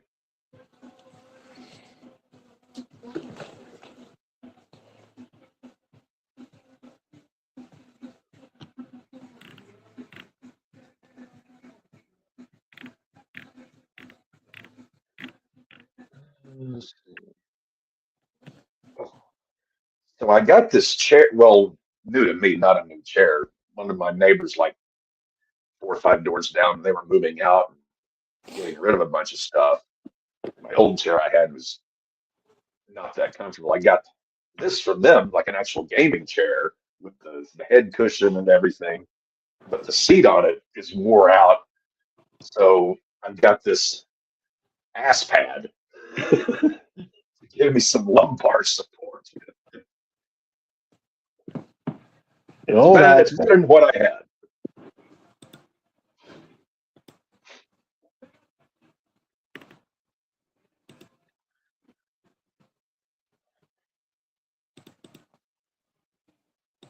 I'll get Adam Duritz on here too. What? Get Adam Duritz on here too. Adam Duritz. Yeah. Lead singer of the Counting Crows. Oh, Gwen Stefani. Or is that Lady Gaga? It's both. They're actually the same person. The little known fact that I just made up. No, they are not. Gwen Stefani, I mean, no doubt, I'm not a big fan of her solo career. Lady Gaga, I'm a huge fan of. Oh, we did a thing on that Point Taken show Saturday. It was about the commentator from TNA, Matthew Renwald. Huh? He said, TNA reminds me a lot of NXT Black and Gold. I'm like, I don't know what the fuck you're smoking, man. But like whatever it is to bring on that amount of fucking delusion. Okay. Christ, man. No, it's not. And it never will be. Actually, I have to say, Jesus. one of the TNA VPs is actually a big, like, TNA is a big customer of the company I work for, and I, do car bookings for them on a pretty regular basis. Uh, that's about my only. I mean, super nice people whenever I've dealt with them, but NXT Black and Gold, that's the. Hey.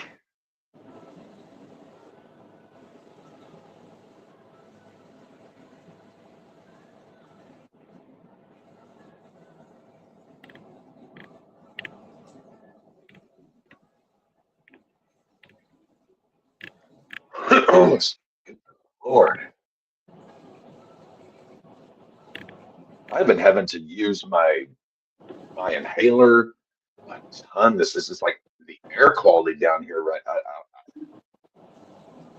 Normally, I may have to use it like usually once, maybe twice a day. But, ugh, it's like they just dropped a big, like those crop duster planes. It's like they just dropped a huge, dusting of shit over us the last 10 days or something. Actually, we don't have that up here in Canada. Everything is idyllic all of the time. Is that why you guys are usually literally up to your ass in snow this time of year in places?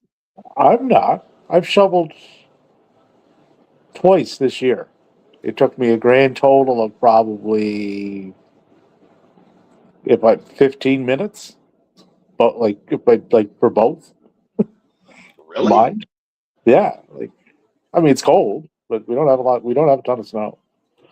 So like a mild winter by Nova Scotian standards. Yeah, we used to years ago. Like when I was a kid growing up in the '80s, like first week of February, like we had more snow than we knew what to do with. Like it was ridiculous. Just over the years, it's got less and less and less and less. So it's just You sent colder. us some pictures like 2, 3 years ago of a snowstorm that. Oh, that was just one massive one. But beyond that, we didn't really have anything else. That was an anomaly. That. Okay. Yeah, no, I was thinking that was the norm. But that storm there, that started on Friday and it ended Monday. It never stopped the entire time. You don't get those. That was like something you would have seen in the day after tomorrow. That's what that was. Okay. Like, what the fuck is this, man? Like, But yeah, that 171 centimeters of snow from Friday to Monday. That's And I have to 5. do my conversion. That's 5 You feet guys, 6 inches, almost 7 inches. you guys need to jump on this whole numbers, inches and feet thing. This whole metric system is just Well, I just did it for you. It's 5 passe. feet. It's 5 feet 6 inches. It's like Well, I know 1 meter is 3 feet. I know a kilometer is like 2.2 miles. we I think. probably got a Matty worth of snow in those amount of days. A kilogram is what, 2.23 pounds. There's a few conversions I know, but like centimeters. As I was sitting there watching it from the window and watching cars disappear, I converted it into this is way too fucking much. Just use the Davy math. Oh, That's fuck, what man. it's. Yeah, this is just too much. It was way too fucking much, man. Like I was watching cars disappear in real time. They were just gone. You wouldn't even know there was a car under the snow. 1 second, I gotta change my earbuds out. The battery on this one's dying.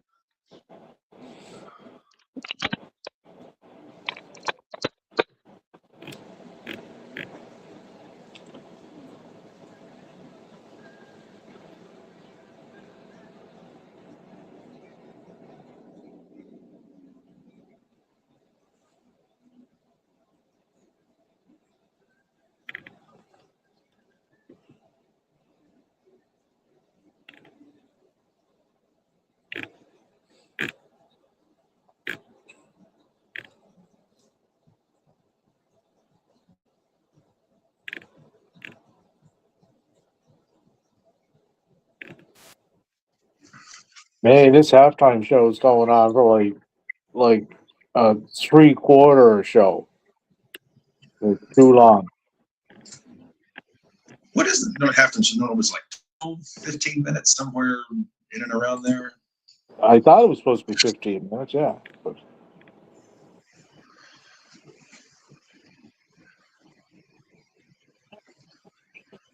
The halftime show, like every year, it's either it's hit or miss.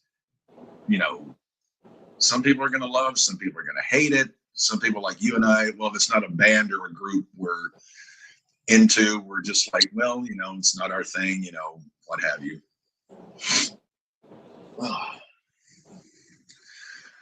I'll actually, baby, I'll give you some proof of you being, a Canadian politician being the mayor of Canada. So I begun this process to try and get my car sold back in November because I don't ever drive anymore.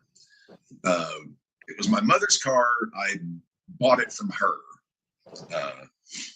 She passed and she was horrible with record keeping, and I never had the actual title for it. So when I went to sell, I was like, oh, well, I need to get a title. Okay, so I go to the state revenue office. It's like, okay, you need to bring death certificate, affidavit of the estate, this, and that. I said, okay.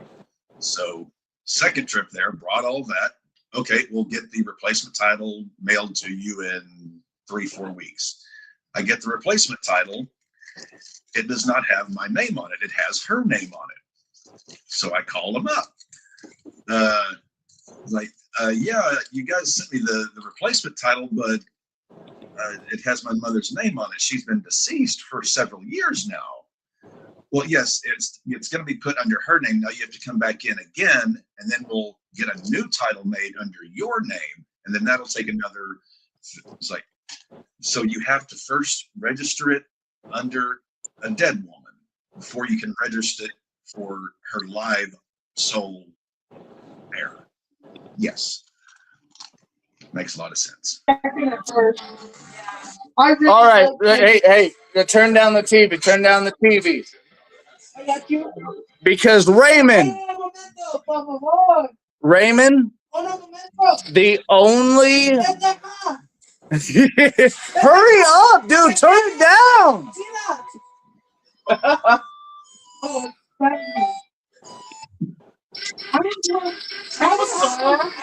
I understand. There you go. You were saying that. Raymond. The only thing that needs to be said about the halftime show is the only thing more powerful than hate is love. The only thing more powerful than hate is love. That is what I think of this halftime show. Not to mention a good amount of tequila and rum. That can be pretty powerful.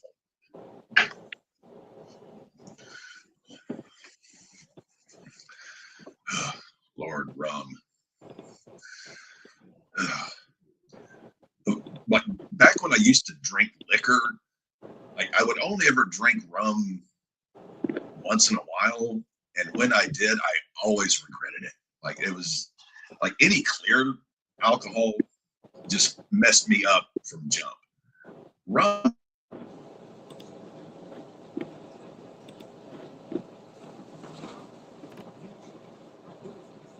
What in this? Oh, never mind. Yeah.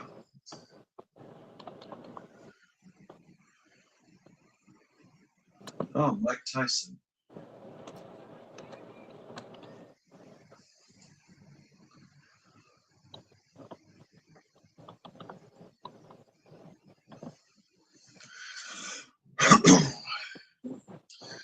Halftime show is, it looked good to me. My only issue there is I don't speak Spanish very well.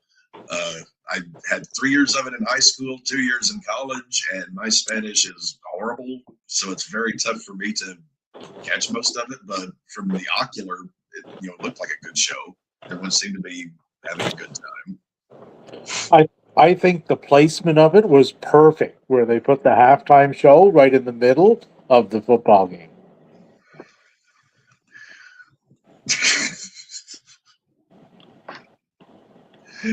You remember the movie, Dave? You remember the movie Network? I'm as mad as hell when you're not going to take this. I'm not taking this anymore. The wall of clocks that Howard had behind him. Sometimes I think like if Davey was in that, like I'm putting Davey in Howard's spot with all those clocks and Davey just unleashing a rant upon something, that it being just like one of those commented like, well, it was very much like the placement of the halftime show right in between the four quarters. Yeah. Yeah. So for A+ on that, like fucking cool. Howard Beale, that was the character's name. But I don't mind the Howard comparison, just so long as I don't end up like Howard Hamlin, because that didn't end well. Well, it didn't end very well for Howard Beale either. No. Howard is not a good Howard Finkel. He got just tortured years and years up there in Canada. Howard doesn't seem to be a good name to have if you want a good ending to your story.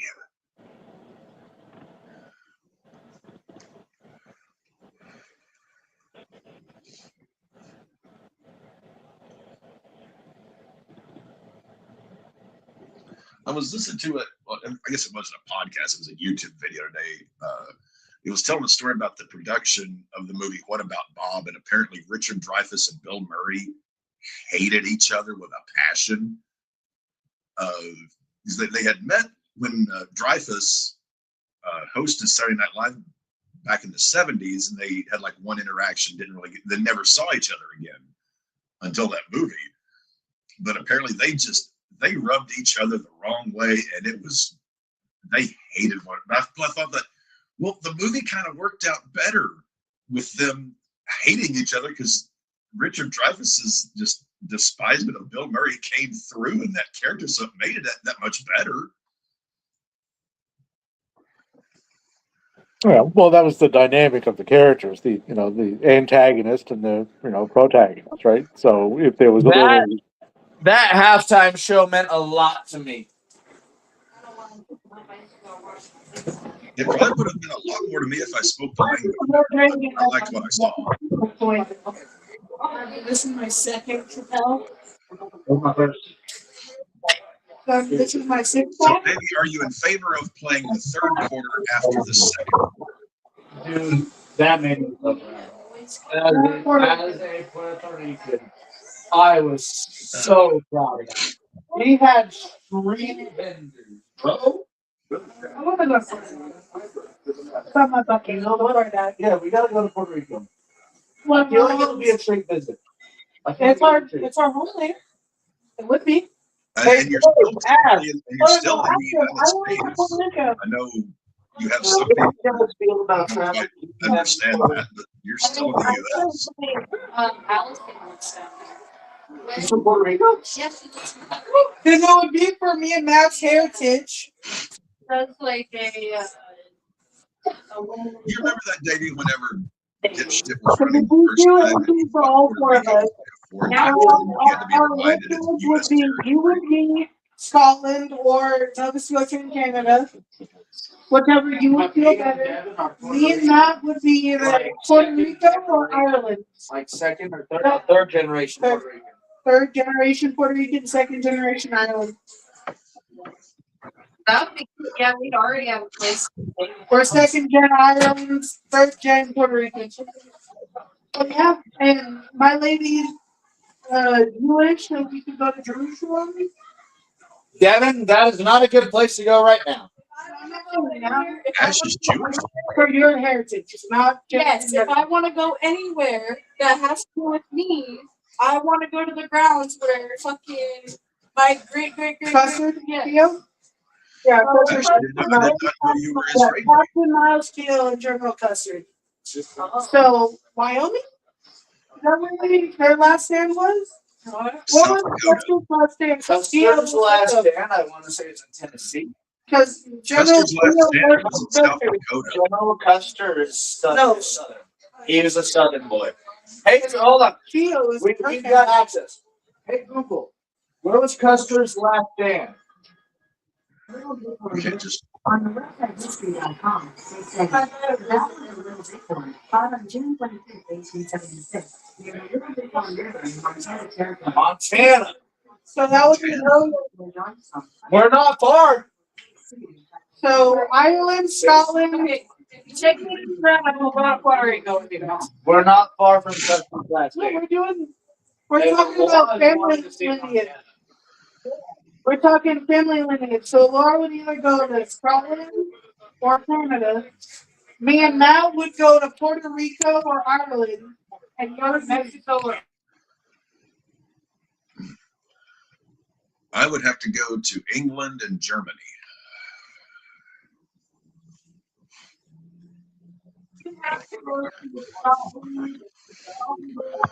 So Patriots have the third fewest amount of offensive yards in the history of the Super I could hit Ireland at least. We're at least so the island of Ireland.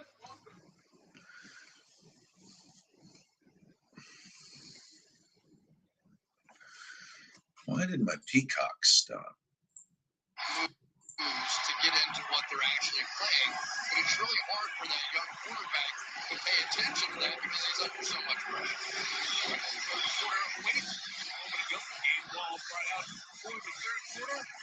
So third quarter should be kicking off after this commercial break, I do believe.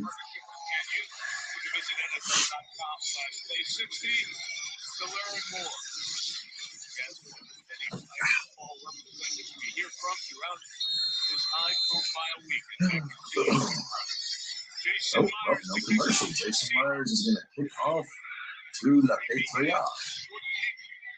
Johnson return opportunity for the Patriots across the 30 and slung down right around. There.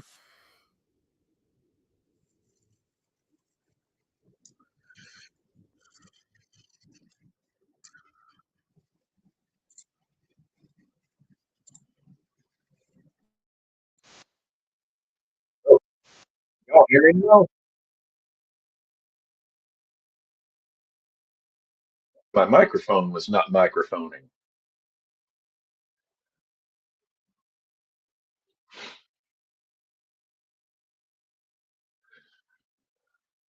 All right, Drake May.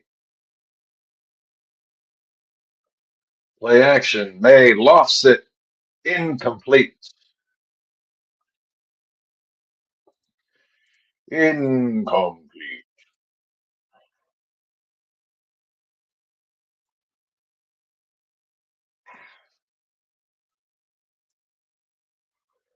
Incomplete from May.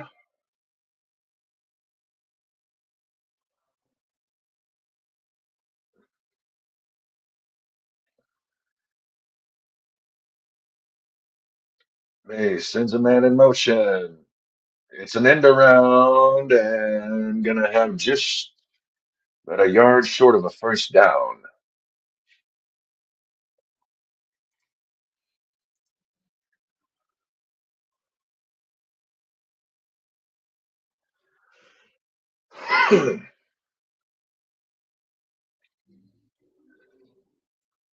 Maddie, are you there? Davey, are you there? Is anybody there? Yeah, still there. Okay. My earbuds messed up. Oh, and it is batted down. Patriots' third fewest offensive yards in Super Bowl history for the first half. I hate to agree with Mike Tirico, but he made the point that May needs to start using his legs a little bit. Because the Seahawks are just giving him nothing.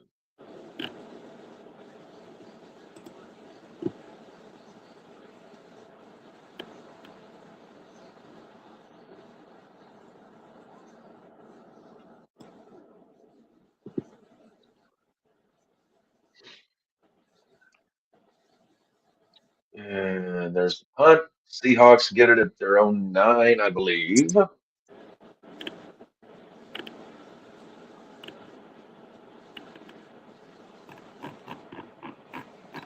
Well, speaking of baseball, the Tigers got Framber Valdez. I think that is a very good addition to their rotation.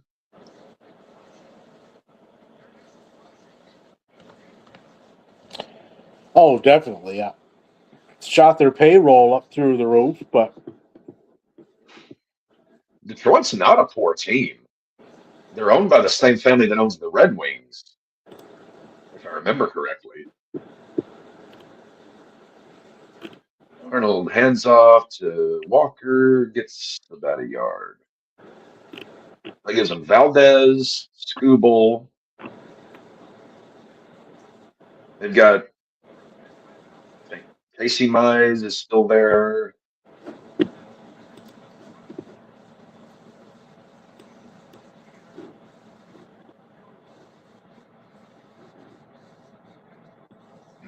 Ooh.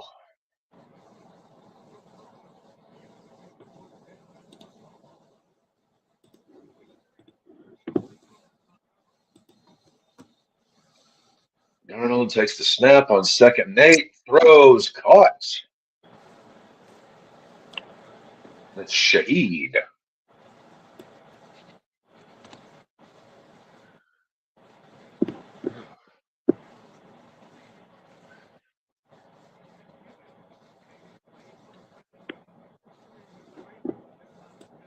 If Seattle gets a score on this drive, especially a touchdown, the way this game's gone, that might be it. I mean, New England, they cannot. They're just being stymied.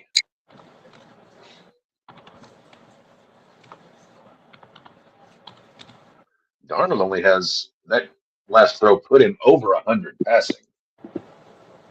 And then Jigba comes up with one.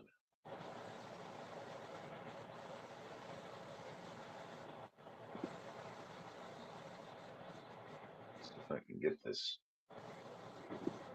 There we go. Screens to cooperate.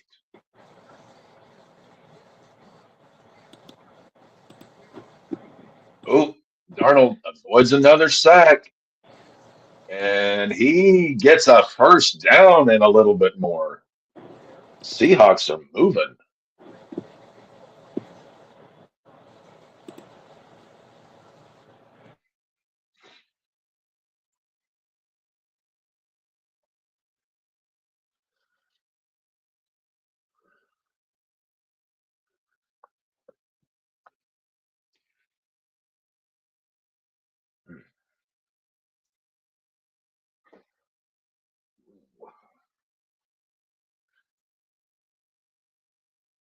Darnold hands off to Walker, and he gets a few. Seattle, they got something cooking here.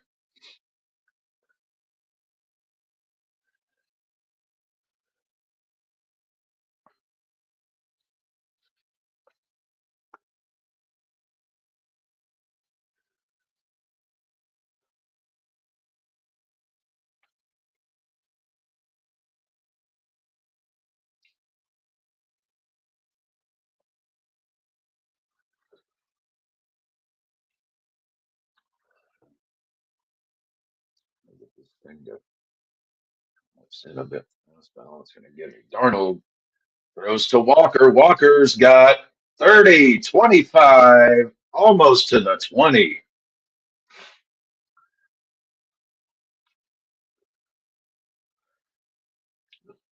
Seattle is moving and grooving. They get a touchdown here. That is going to really put the pressure on New England.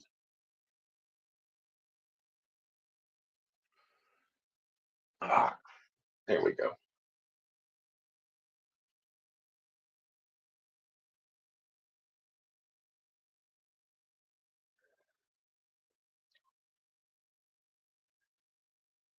Darnold under center, takes the snap, hands off Walker. Walker gets about 2.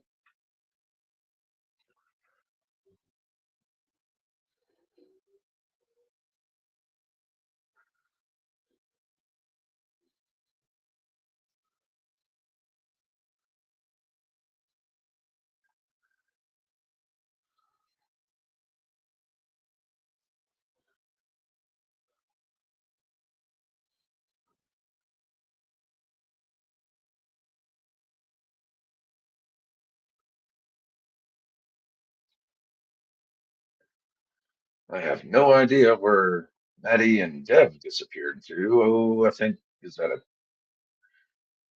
timeout for Seattle? I've got to use the John real quick. Whew. Almost a gallon of water during this game. Whew.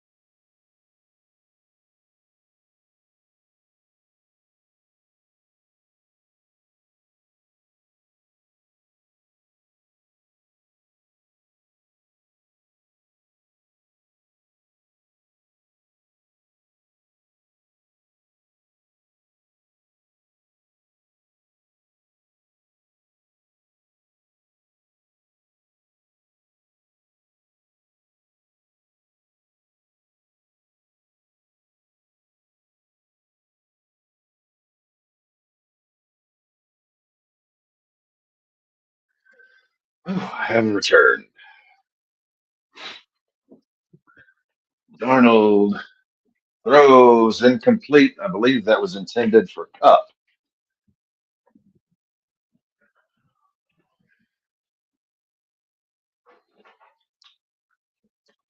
Myers coming out for the field goal.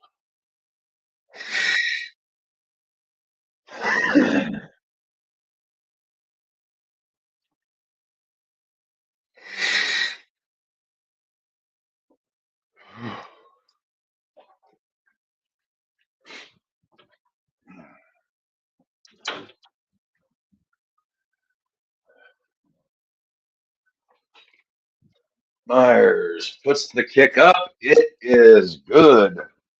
That will make it 12-0 Seattle. The Patriots need 2 touchdowns on this next drive to take the lead. Yes, that is true. However, according to the rules of the game, you can only score but one touchdown Fuck the on rule. a drive. This is the Patriots we're talking about. We need points, damn it.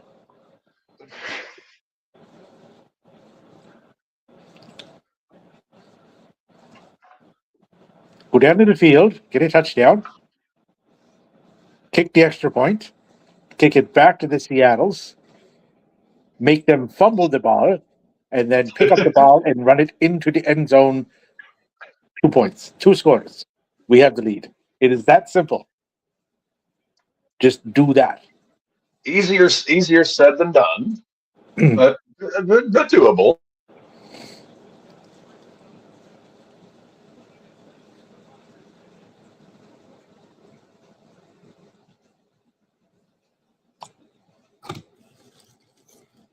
The Patriots have the Seahawks right where they want them.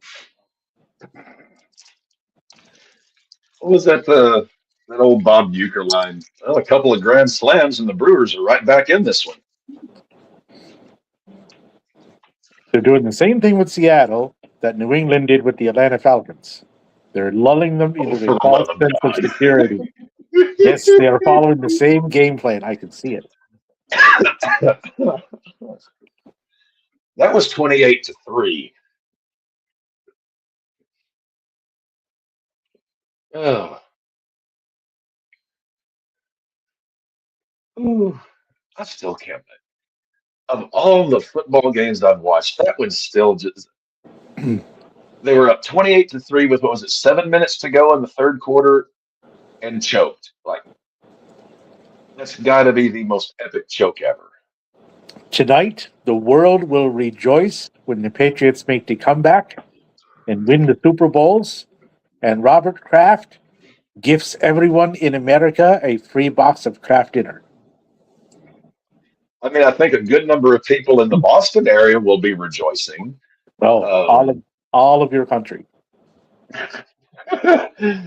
Davey, I know you don't live down here, and that's probably good on you. But in case you hadn't noticed, and judging by the attendance, you haven't. Sorry, had to slip that one. Had to slip that Euchre reference in. The Patriots are not very well loved by a majority of football fans. Love will find a way. There's a song written about it. Therefore, it must be true. Well, Jeff Goldblum said that life would find a way. And unfortunately, he was quite correct. He was. The dinosaurs. Several people got served as dinner that weekend. No, and many bad sequels. The second one was atrocious. Hold on, let me back up. The second one was meh. The third one was atrocious. Mm-hmm. Then the reboot, I thought the reboot was horrendous. The first one was really, I really liked the first one on the reboot. And then. No, they were bad. You're wrong. You didn't like any of the reboots? None? No. I mean, I didn't like I fucking hated the last one they did. But I thought the first one was excellent. The second one was pretty good. Chris Pratt was awesome as the Raptor Wrangler. The only thing good that came out of all that is it brought us Luchasaurus. Oh my God. It's it. I didn't see his name in the credits for that movie.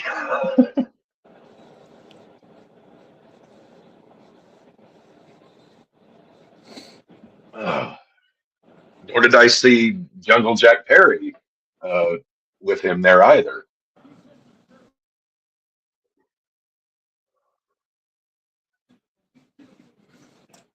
But to your previous point, yeah, Patriots need to do some of that scoring. They do on this drive here. The 6-point version rather than the 3-point version. No, get the whole 7. Go the extra mile. Kick the ball.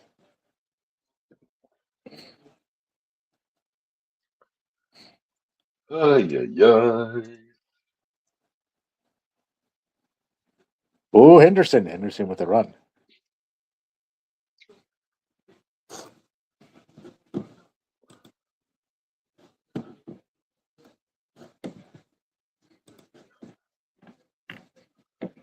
So is it 3rd and 1 for the Patriots? Bunch formation to the right. Henderson in the backfield. Diggs comes in motion. May in the gun, takes the snap. May. He throws incomplete.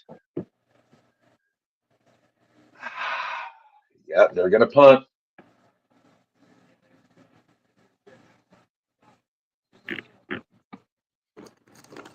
Drake May is not having a good night.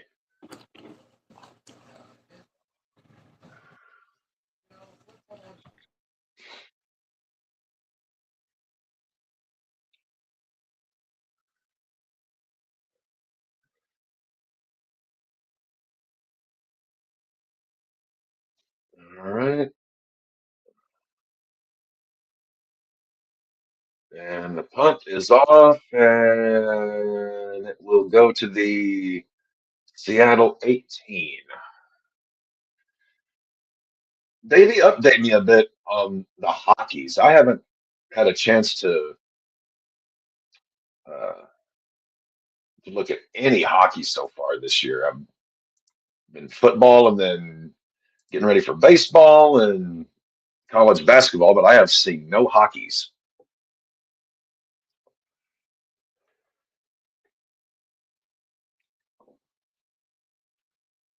Pull up the hockeys are on an Olympic break at the moment because they send players over from the National Hockey League to compete in the Olympics. Yeah, for the winter. Which I am not a fan of.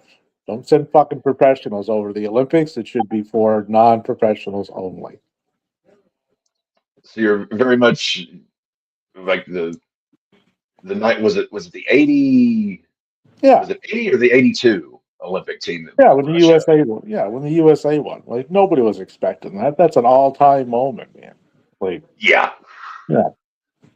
Russia had won what 4 straight gold medals in the Winter Olympics.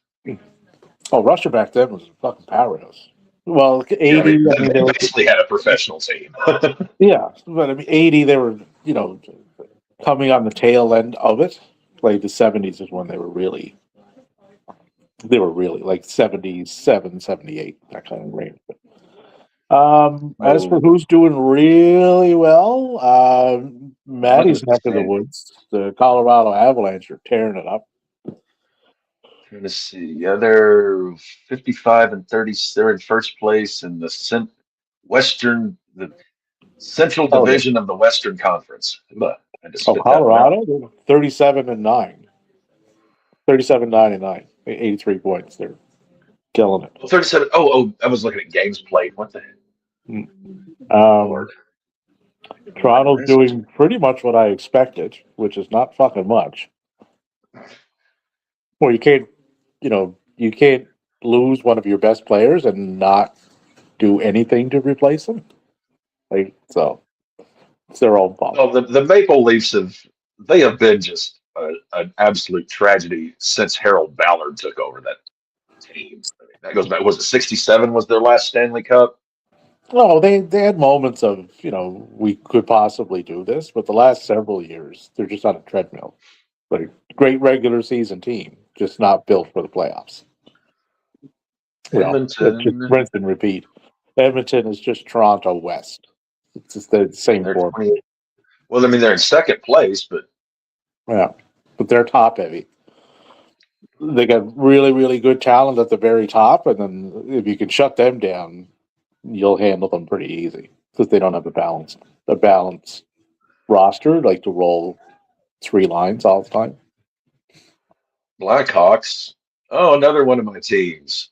Well, if I had a hockey team, it would be the Blackhawks. But they're 22 and 26. It looks like they're rebuilding. Their top guy, Connor Bedard, is out right now. He's been out for a little while, actually, but he's one of the best young talents in the game. So they're not there yet, obviously, but they're moving in the right direction, just very slowly. So Tampa, Montreal, and Detroit, all in that Atlantic division. They're all doing pretty. I wonder how Major League Baseball will enjoy the NHL salary cap system when it after the 5-year strike. Well, the current CBA, if I understand, expires at the end of this coming season, correct? I believe so. Yeah, you won't have an opening day next year. I hope you realize that.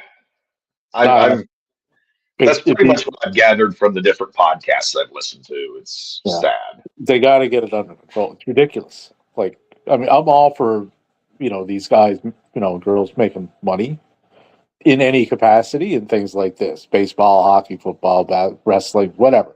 Make the money while you can because you don't have a long career. Like, I get that, but like the salaries are just getting way out of whack. Like, like what did Tucker sign for? Like 40 million or whatever. Like, you're playing baseball. The thing is, like, I mean, we're talking about two sides of a counterfeit coin between the players' union and the owners. I don't see the players going for a salary cap unless they're thrown some kind of a bone, because they have been adamantly opposed to a salary cap since the day the union. I don't even know if you can now. Like, like how would you, like the contracts that are in place would kind of have to run their course. Because you Some of can't, these baseball contracts are 10 years long. yeah. So, I mean, you can't you can't knock down the value of them because they were already agreed upon under the agreement that's in place. So you can't touch those. So what is it that you put in place going forward? Like, it's just, I don't know what they're going to do. They got to do something though. They got to put something. The luxury tax is obviously not working. No, because the teams that are the wealthiest are going to say fuck it and just pay it. Like MLB generates a lot more money than the NHL, right? So the way the NHL does it is essentially is like for however much the league generated, right, the previous season, your cap is dependent on that, and everybody gets the same cap. I think it's 88 million in the NHL. It would be significantly higher in MLB, but you can't spend past the cap. You can put people on like long-term injury reserves, and that doesn't go against the cap because you can't use them. So there's little ways, to kind of around it, but it's a fairly good system. But there's also a floor. Like, you have to spend up to the floor on your roster. Yes. I like that element because it creates. I like that too. Well, it creates parity within the league. Like, you were just looking at the standings, unless you're specifically rebuilding, which a few teams are, you can still get to the cap, right? But you just got a lot of younger guys on your roster, and you got a lot of veterans that are just on large contracts that aren't what they used to be. But I think they should institute a cap. That's your Oakland A's, and that's your Tampa Bay Rays, and your Rockies and whoever, right? Pittsburgh probably fall into that. Miami, right? Nothing wrong with rebuilding, but you have to invest what you're making back into the team that you have. Yeah. As big an issue as the cap is, both ceiling and floor, my worry with baseball is they have no, like, the NFL is everywhere on television. Baseball, all these regional sports networks are going bye-bye. MLB's streaming package is horseshit. The blackouts just render it null and void. Like where I'm at right now, you got 30 MLB teams, 4 are blacked out in my area. So let's say on a Saturday, 30 teams, that's 15 games. That means 4 of the games instantly are out. Then let's take out whatever prime time game there might be. So there's 5. Then ESPN may have, so basically on a Saturday, Sunday, a third of the games you can't even watch. And then I don't even want to call it their version of Red Zone because that would be insulting Red Zone. their extra innings things, which I tried a season or two. I can't remember if it was last year or the year before. It was like only a few days of the week and like a few hours at night. I was like, this is horse shit. Like they have no idea how to market their product.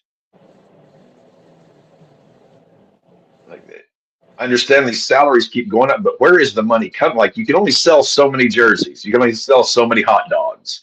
You know, yes, there's money there, but they cannot be making, apart from, you know, again, Dodgers, Yankees, Red Sox, your, you know, top echelon of teams. I don't see how teams below that are going to make much money because there's no, I mean, yeah, it kind of got away from them. Like I said, I don't know how they fix it because it's so it's so out there now. Like, you know, like look at the Dodgers lineup, like in the salaries that they're making per year. Like it's just beyond. Like what's Ohtani making? $50 million a year? You know, I mean, he'll probably go down as one of the best baseball players to ever do this. All is said and done, just where he could operate at such a high level on both sides of the game, but it's still $50 million a year for a baseball player, and he's tied up for a long time on that. I mean, as he should be. I mean, he's not around tying people up. Asset. Yeah, like I don't have a problem with tying people up for a long term. Like, but you know, if you're going to try to put a system in place to rein this in, well, how do you navigate that with those deals already there? Like, you know, one's going to count. Like, you know, one's going to cancel what you're trying to do. Those deals are going to cancel that out. So how do you do that? Is the thing. Glad I don't have to figure it out. Well, to your point of it getting away from them, it kind of reminds me of, you know, look at the two biggest economic just bombs that we've ever seen. The stock market crash in 1929 and then the 2008 mess. Maybe throw 87 in there, though that one kind of corrected fairly quick considering what it was. But it's all these instances of the market just completely getting away from any point of sanity. MLB has let things go so unchecked, so bad for so long that they need some kind.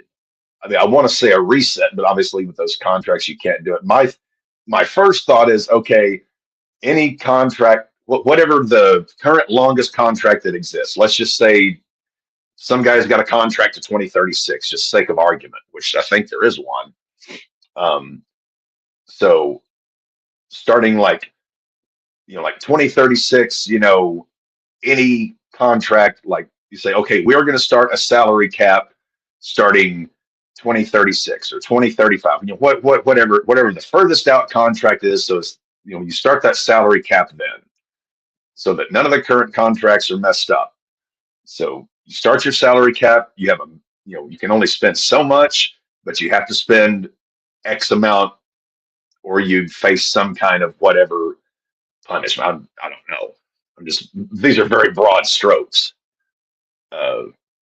Then you've got to figure out some way to, you know, start marketing the game. I think Peacock getting the Sunday night thing is a nice step forward, but they have got to get either their own streaming service heads out of their ass on that, or do something with, you know, other streaming, you know, like NFL. Yeah, they sold a good portion to ESPN, but NFL still runs Red Zone. It's still their thing that they can broadcast on their own. MLB needs to either hand it over to somebody that knows what the fuck they're doing, or bring in somebody to fix it. Ugh. Sorry for all this. The weather here is driving my sinuses crazy. But those are my basic broad strokes, and I know those are, you know, extra wide, like, you know, siding brush broad. But I tend to agree with you that I don't know if we if we don't see an opening day next year, and or how long would such a work stoppage last? Is it going to be a strike? Is it going to be a lockout? Is it going to be just, both sides giving each other the finger? I don't know. The owner's got to throw them a bone. Right? You give us the salary cap starting this season, right? And we will allow every team in Major League Baseball to wear their own version of the Chicago White Sox jerseys that had the shorts. Oh, good If God. that doesn't get them to the table and raise that rock eyebrow, I don't know what would. Because those were epic. Epic, I tell you. Well, I mean, I'm not even going to dignify that one. I'm just going to scour in shame. But like the Field of Dreams game, that's everybody knows that fucking movie. Why not put that on, CBS, Fox, AB, national broad, something. Just get eyeballs on your sport beyond just your hardcore base. Like you've got to. The actual product has gotten better the last years with the pitch clock and other. They've quickened the pace of the game, which they needed to do. Yeah, like something like that. That brings the game back to, its roots. And plus, like you said, Having a catch with dad. Yeah. I mean, that's how most people start, right? You're in the backyard, you're having a catch with dad. But people should see that. Like the NHL does that with their outdoor games, right? Yeah. They're readily available, and that's way back when, it's turn of the century. You were playing outside. When you grew up, you were playing pond hockey. Especially if you were in Canada. Like that's what I did. Grab your skates, throw them over your shoulder, and dress warm, and away you went. Right? Mm-hmm. And you'd be out, and you were like the players that you were seeing on the ice, right? You had your stocking cap on, you see your breath in the air, you're fucking frozen, So, it just brings back those memories, and it could instill that, love of the game that's kind of gone by the wayside too, because it's a different game it used to be, but every sport is. I can't figure out how it is. Go ahead. Like hockey now is a much different sport than the one that I grew up on. The basic premise of it is the same, but it's different to watch. So. We've got, like you said, guys like Ohtani, Bryce Harper. You've got marketable stars in baseball. I don't understand how they just I'm trying to think. I think one was it like 5-6 years ago, whatever. Oh, Mike Trout had a deal with Subway and a pretzel company. Lottie frickin' fucking da. Get guys out there. Were those pretzels making him thirsty? They must have been doing something to him, because you talk about a guy who was on pace. He was literally 2016, 2017. He was on pace to become the third ever 4,000 hit guy. And now he's not even going to squeak close to that. Yeah, he'll always be he'll fall into that what if category. Sadly, a lot like Mickey Mantle. I mean, Mantle still had a Hall of Fame career, but if you know anything about Mickey, it's like, my God, what could this guy have done on two good legs and half-ass sober?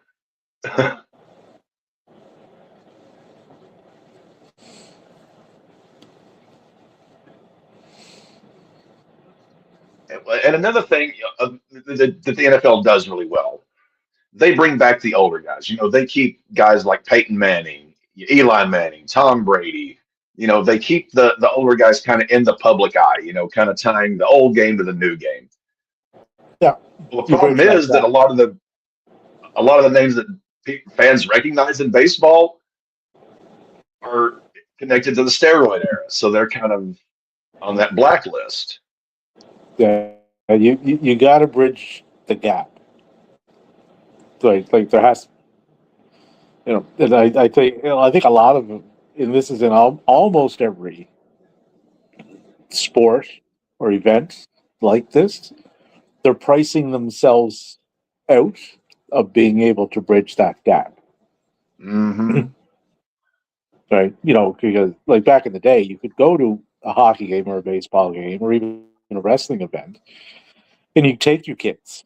You take the wife if the wife was into it or whatever. But the kids is who you would want there because that's a memory. That's a core memory that they'll have, right?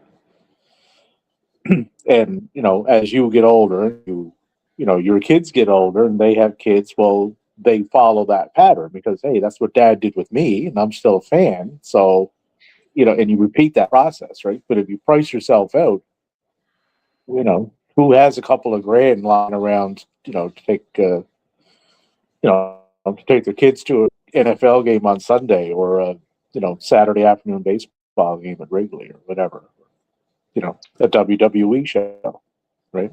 Can't do it. Oh hell, it's ridiculous. You know where you can do it though? You can do it at an AEW show, right? They're keeping that the bridge. They're keeping the bridge there. It's not an What does overnight thing that they're AEW doing. generally It's charge? not- I've never looked at their ticket prices. I mean, I know their pay-per-view prices are like $50 They're or a lot something. lower. Yeah, like you can take. Like I talk to a lot of people who go to shows, and they say it's very affordable. Like you could, a couple $100, you could take, you, a friend, and a kid, or you and two kids, or whatever, right? That's not too And bad. that's getting pretty good. And that's getting pretty good seats, because he's not So that's what, making like the money $50 a that he's ticket, generating and the roughly? money like the money he's making and generating for profit. It's not coming off, your weekly Dynamite or your weekly Collision. That's not where he's making his money. He's making it off pay-per-views and the Warner Brothers deal he got and everything else, right? But but he's smart in that respect. Like he knows if he gets the kids there, the kids will be back when they're adults and they'll have their kids and so on, so on. So just don't. Almost like when he don't does those price out. huge stadium shows. Like just don't price out. The people that you're looking to attract. Like I would think Texas and Wembley, they get pretty damn good gates on. I mean, those are huge places. Oh, a show like that, yeah, but that's pay-per-view. Like they do huge numbers on those. So. Well, they do like what, 4 of those a year, they'll like do another one. big time stadium shows. Yeah, well, they're doing Wembley again this summer, right? Like that'll be a massive draw because Ospreay is likely on that card, and if things go to plan, he's likely winning the title there. That's massive, right? That's literally in his backyard. Oh, and May And he ends fumbled. up taking- Seattle recovered. And if he ends up taking the title off of Omega, which is also quite likely, that's even more massive. So You don't think MJF will still have it by then?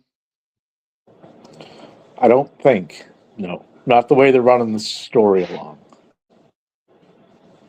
Because what they did is like they gave Brody. They're going to give Brody his shot this week coming up. Right? So they'll do that at Grand Slam, Australia. And then on the same card, they got the match between Andrade and Hangman. The winner of that gets MJF at Revolution, which is March 8th week. Yeah, from today. So that gives them push to there. They pushed off Omega a little bit because they had kind of interference in his match with Andrade, because the winner of that match would have went on to face Hangman. Andrade won, so Andrade moves ahead, right? So that kind of derailed Omega for a little bit. So now he's getting into a little program with Swerve, right? So they'll likely do that one at Revolution. But that gives everything a push until Osprey is 100% ready to go. Once that happens, then you'll see Omega move back forward. So you might see him take it at Dynasty, which is, I think, April, or even Double or Nothing. Either one of those. It gives him a short little run. You get Will back, put him maybe in the Owen, have him win that, and that's his path to Wembley. Done.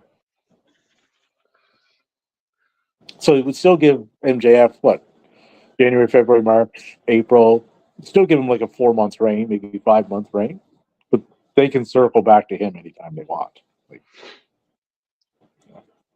You don't need a year reign every time you have it. Like when I think of AEW's title picture, I think, okay, MJF, Hangman, Swerve, Osprey, Kenny, I guess you would still be in that. Yeah, here's who MJF has going after his title currently. Brody King, Swerve Strickland, Hangman Page, Kenny Omega, Andrade, and Darby has mentioned it. That's 6 going after their eyes are on that title. And Darby still hasn't had his run yet with it. No, not yet. Not yet. He keeps mentioning it. He'll get one eventually. Yeah. I mean, he would have got it last summer if fucking people on the internet would shut the fuck up, but they don't. So. Well, did I miss something there? Was there like backlash over him getting it? No, we're all I fucked off and went to climb a mountain, so just put it on Hangman because I really like Hangman. So he ended up pivoting. Right? He should have stayed the course, did what he was going to do, and that's why Hangman's reign kind of fell flat because it was a pivot. It wasn't the original plan. So. It was going to be Darby and Mox at the Texas show. That's what it would have been. Well, that would have made sense. Yes. If you tie it all the way back to the original promo, you're not ready for this, you're not ready, okay, not ready. And then you have him topple the guy, and you have, the moment would have been the same. Still would have taken the title out of the briefcase and still would have had Danielson side plates on it. Like that all would have been the same. It's just, the winner would have been different, and what happened going forward would have been different. So, but hindsight's 20/20. But I mean, I can't hate on Hangman getting it. Hangman. Right. Yeah. Yeah. Oh, an amazing moment. The match absolutely delivered. I'm not knocking any of that. Like they delivered at an extremely high level, for what they did. It's just what went on, what happened after. There's always what's next, right? So sometimes the moment doesn't match the follow-up. And in that case, it did. It did for Mox. It just didn't for Hangman. Mox just continued on doing what he was doing, right? And once that happened, they started slowly turning him face. Every week there was a little hint of things he was doing differently, and after about a month, the fans started buying into it. You'd hear a little Mox chants here and there, right? And then, so that part was extremely well done. Hangman might be the one-off in my life of a guy who I started out absolutely loving the guy, then just pissed me off to no fucking end, and then redeemed himself even better than when I first really was. I don't think I've ever had that roller coaster of fandom. Well, you had your CM Punk rose-colored glasses on. That's part of the problem there.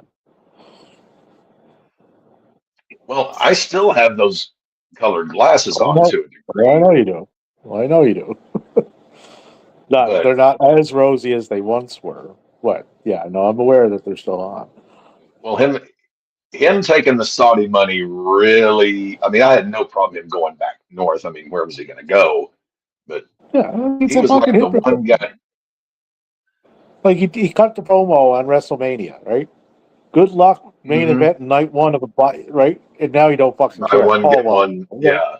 well, both nights are the same. They're all they're all good. It's like so I just ignore that other promo altogether. Then,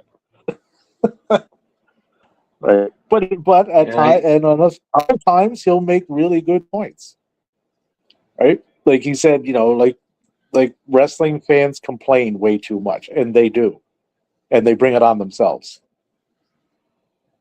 It's their own fault.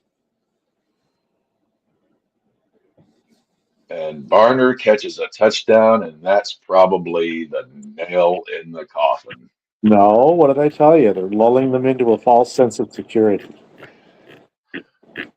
Well, if they're doing like the old, chloroform or ether soaked rag, they might want to stop sniffing at themselves because this Lots of thing is. time.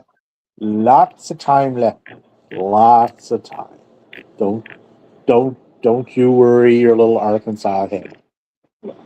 Oh, I'm not worried. In fact, I'm pretty well sure Seattle's got this thing. The one, I mean, I kind of get on what Todd said about fans complaining too much. The one thing that Papa Paul said recently, and I can't remember where he said it, but it was something like, telling the fans to just he was like, just be a fan, just enjoy it. Well, we tried that, but Well, you bald I, asshole, you just served us shit well, for years and on end. well, in response to what Phil said, which I basically agreed with, right? I put out a little tweet on it. Complaining in wrestling, right? Let's have a look at some of the reasons why. And I called it the 10 wrestling commandments. That's what I called it. I must How have many missed of that. these, now, how many of these do you exhibit? Right?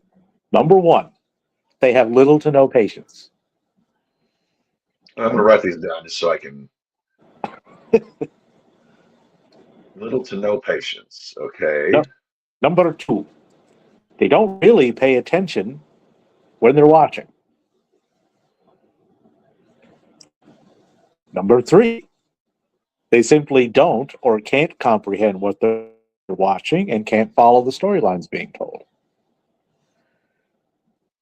They complain because of the promotion something took place in, right? Which is a whole other subcategory of tribalism, but they do that. They complain out of sheer willful ignorance. Right? They complain about ratings from someone they claim not to care about, but actually do. That would be Uncle Dave. You see that every fucking day, right? Oh, he's Dave's quite an fond idiot. of his Dave's an rating idiot. Dave's an rants. idiot. Right, and they're upset because of the rating that he gave a match that they claim not to care about, but actually do. Right? I thought you meant TV They, ratings or like buy rates. no, like a match rating. Okay. Yeah. It's too high because the company that it took place in, or it's too low. If it took place in the Tokyo Zone, you could add another 5 ratings onto it. Like just fucking stupid, idiotic shit like that. They complain because a wrestling show had too much wrestling. They complain because a wrestling show had too little wrestling. Okay? They complain because a wrestling show was too long. And they also complain because a wrestling show was too short. I see all of those on my timeline every day, generally from the same people.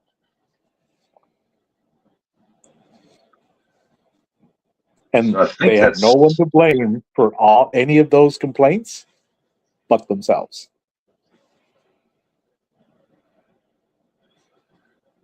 is that Pay number attention. 10?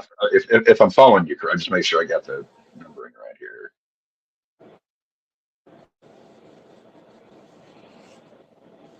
Yeah, No one to like blame no but themselves. patience, right? Number 10.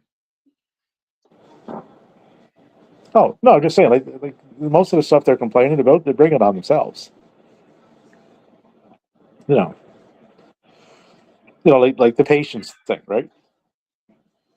Oh, I'm here for the stories. but just get me to the end of the story because I want this person. I want that belt on this person now. No patience to let everything play out.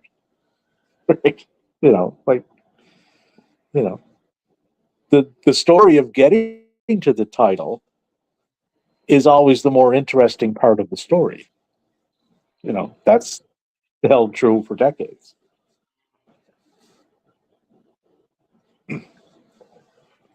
Excuse me. So let's make sure I got the list. So little to no patience.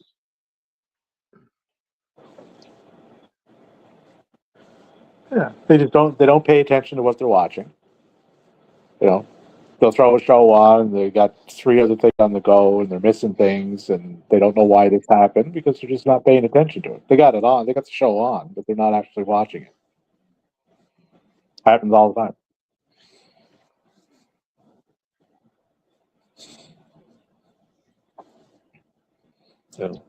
There's one guy, he watches AEW, WWE, TNA, NWA.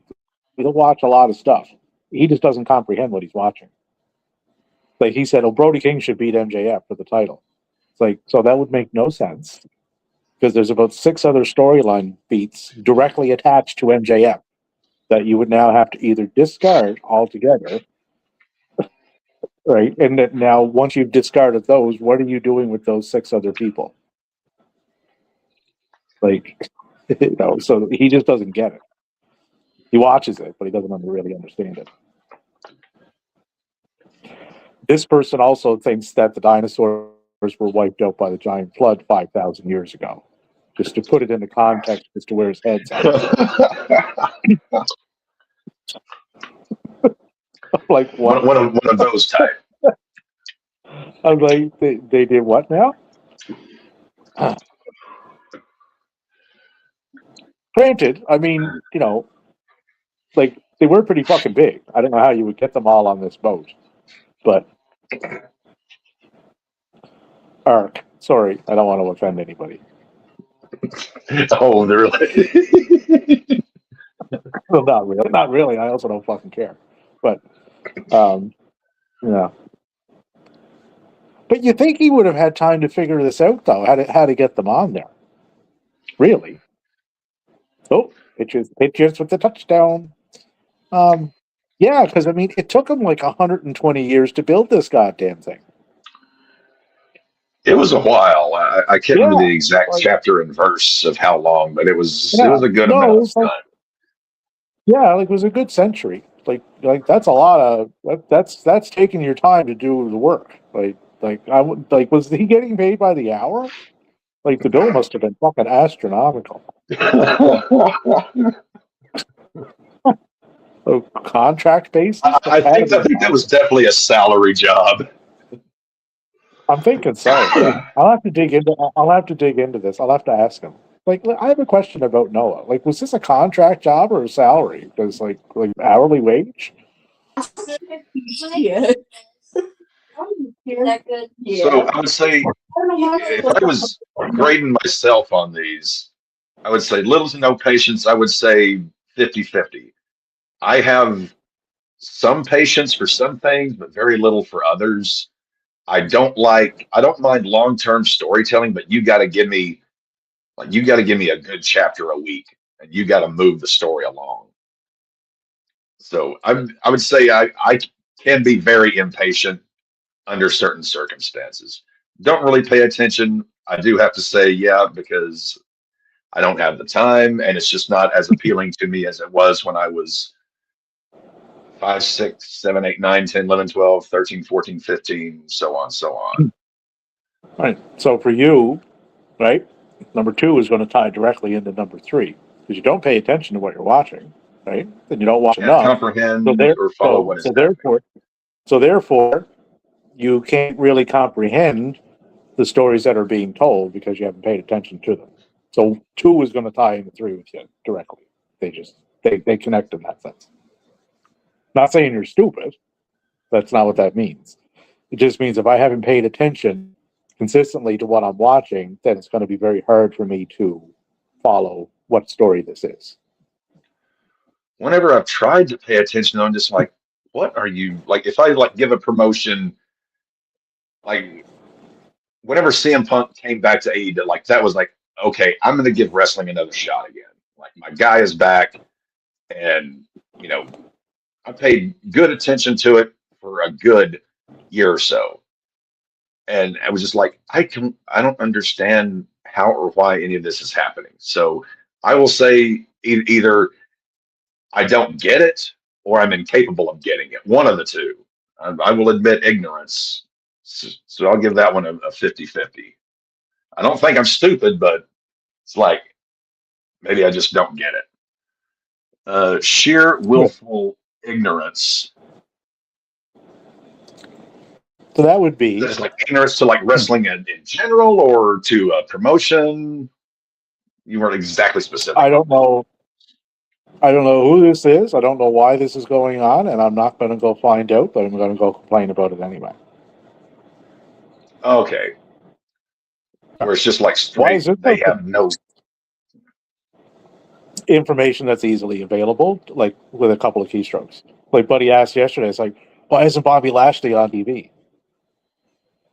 And I answered the question in 3 words: Bobby is injured. He was like, oh, but he took the time to complain about it without actually looking that up, which would have taken him probably 10 seconds. Well, if the man is hurt, he can't compete. Can't compete. That's generally how it works. Yeah. But they just don't take the time to find out. They'll bitch and complain about it first, right? Like they'll spend more time bitching and complaining about it than they will finding out the reason of the question that they initially asked themselves, right? Because that question has to pop into your head initially, right? Where's Bobby Lashley? So instead of finding out, right, you skip over that part altogether, and you just start complaining about where Bobby Lashley is. So, that's match ratings. Now I know your fellow cage match a lot, which from what you told me, they seem to have a pretty good hold. I've never, I don't say never, but I can't remember the last time I looked at them. Well, they I will say, I do ratings for every show I watch this year. That's what I'm doing. Oh, I got a new Twitter. Yeah. My other one got fucking hacked. I got to send you a fucking request or whatever. Forgot. But they hacked you? Yeah, I couldn't get back into my old account, so I just had to create a new one. But no biggie. But like Dave or Cage Match, like that is all those is a guide. Right? Like it's no different than, IMDb, Rotten Tomatoes, you see a movie come out, it's like, oh, okay, what are people saying about it? Is it any good? It's suck? Like it's fucking, is it Melania or is it, No Country for Old Men? Like, does it fall somewhere in the middle? Okay, now that is pretty far apart. Yeah, well, I'm just going like from one end of the spectrum to another, right? Yeah. But that's what Dave does. It's no different than what I do, or like the people that vote on matches on Cage Match. It's the same premise. That's all it is. It's not a definitive answer. And I looked it up too, which is interesting. I don't trust Dave's ratings for 40. I don't trust Dave. Well, I looked it up and I found this interesting. A friend of mine from England commented on Dave. He's not a Dave fan, right? And I looked up, it's like, Dave has been doing this for 42 years. It's a long time, right? Mm-hmm. I've been watching it for 45. It's a long time, right? Dave watches just as many promotions as I do, probably more. Right? Yeah, because he's actually for a job. Paid. Well, he's actually paid to do this. I'm not. I just do it out of enjoyment, right? But I've taken in, promotions from all over the world, different styles, different matches, different everything, right? Like I got a pretty wide base of what I can kind of draw from, right? And so does he, right? I don't care what fucking promotion it happened in. I could care less, and neither does he, right? And I said this to my friend who doesn't value Dave's ratings at all, but he values mine. I said, well, what exactly is the difference? Like, we're both coming at this from the same perspective. Now, I like the gentleman from England. He's a big WWE fan, and that's fine. Dave doesn't rate those matches generally as high as other places. There's a reason for that. Right? The same reason that I have. You know, generally there's just things there that aren't done. Right? So you're not doing them. Can't add points to the rating if you ain't doing them. Right? It's just, it's just simple. But see, he gets a lot of flack for that. So, but, at the end of the day, listen to you. They're just a guide. If you trust my opinion, I watched this show and here's what I thought of it. If you want to go watch, and if you can only watch a few matches, well, here's the matches you might want to zero in on. Or don't watch them. I don't care. Do with it as you will, but it's just a guide. It's all there. That people make too much out of. I think the thing with Dave is that when I say we, I mean I'm speaking people my age who kind of grew up like just before the internet, like right as in it was kind of get started, just when the dirt sheets. Well, I guess he started the Observer. What was it, like mid '80s when he started like the actual mail newsletter? I kind of grew up. I mean, I kind of grew up, thinking, Dave was like a Sherpa, like just a guy who got it and understood it. And then as time's gone on, and then I listened to just not his radio, just like when he's on a podcast or something, like, Dave, have you lost your shit? And like at some of it, but that holds true for anybody that grabs a mic. Not every take you're going to agree with. I wouldn't expect anybody to do that. I don't expect everybody to agree with mine, right? But when he rates, Kazuchika Okada and Kenny Omega, January 1st, 2017, 6 stars. That's for anybody that can put together a wrestling match in their head knows that that's pretty accurate. The 1,562 votes that got on Cage Match from the people that's seen it gave it a 9.82 rating out of 10. That's accurate. That's from what I've seen. Like, I agree with both of those assessments.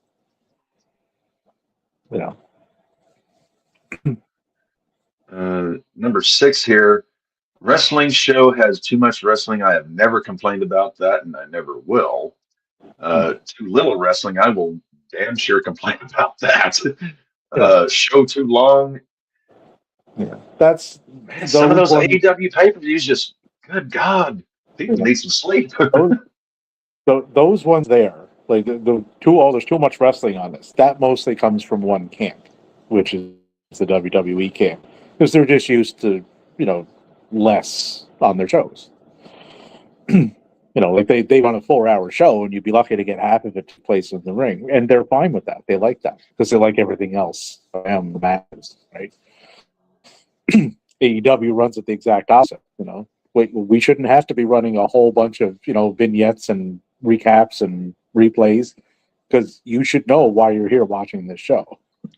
Agreed. It's a pay-per-view, right? That's the point of it, right? So, like that one there, it's contingent on kind of what camp you're in. Same with the Too Little wrestling, right? AEW fans will complain more about that towards WWE, but you're getting more complaints from WWE now too. It's like, why are there only 5 matches on this pay-per-view? It's like, because that's what you accept. Mm-hmm. Right? If you're not going to, put your opinion on it, then that's what you'll get. Pretty simple. The show long, right? That's more of a North American thing. like WWE will, it's generally under 4 hours usually, and TNA's like that too. But TNA's an offshoot of WWE now. But anywhere else, like a 4-hour review is not out of the norm. New Japan does them, Stardom does them, AEW does them, So that's just all of what you're used to, But you're complaining about something you don't really watch anyway. Well, if AEW did say, and I'm dating myself here, but WCW back in the day, they had, was it 4 or 5 pay-per-views a year, and then they had the Clash of Champions on TBS. 2 hours, and then you had, like 4 big, like if something like that, I would kind of be down with. But like every time I've bought and watched an AEW pay-per-view start to finish, it's like, holy Jesus, you could have cut easily an hour, like not pay-per-view worthy, I guess would be maybe the best way I could put it. I will never complain about a show being too short, as long as you bang for and the I would buck. agree with that. And I would agree with that. Like, not every match that has ever been on an AEW pay-per-view really needed to be on it, right? I don't have a problem with, if I'm tuning in for a 4 or 4.5 hour pay-per-view, 70%, 65 to 70% of the show taking place in the ring. I'll never complain about that, because that's what I've tuned in for. Right. I want to see the payoff to some of these stories that have been ongoing. This is the payoff land, right? This is the window for that. And they do that, and they do it very well at a very consistent basis. So I won't complain about that. Some matches, yeah, they could have put them on 0 hour, or they could have done them on a Dynamite or Collision or whatever. So if they just had like I said, their 4 big stadium shows a year, and those are going to be your 4 hours, fine with that. Just make sure every match that's on there needs to be there. Yeah, but you're never getting back into that format. That's gone. I know. And again, that's probably one of my big complaints. and that's not on the promotions themselves or the people that own them or run them. That's on, we'll get into it with you and we'll do this deal, but this is what we want. We want X amount of pay-per-views per year. So work those into whatever it is you're doing. So they have to do that. That 185 million. Well, I mean, that $185 million a year, it does come with a couple of stipulations. It's not, here, do whatever you want. It's a lot of money. Right. Yeah. They're going to want a certain return on that investment. Yeah, and they're getting that return. So, another thing that he did, I just seen this yesterday. I think it was yesterday. They're doing the lucha masks for each for the NFL. Yeah, that's smart, because you can wear those fucking things anywhere. So you can wear. I was like, damn, Tony, that's a pretty good idea. I think that's brilliant.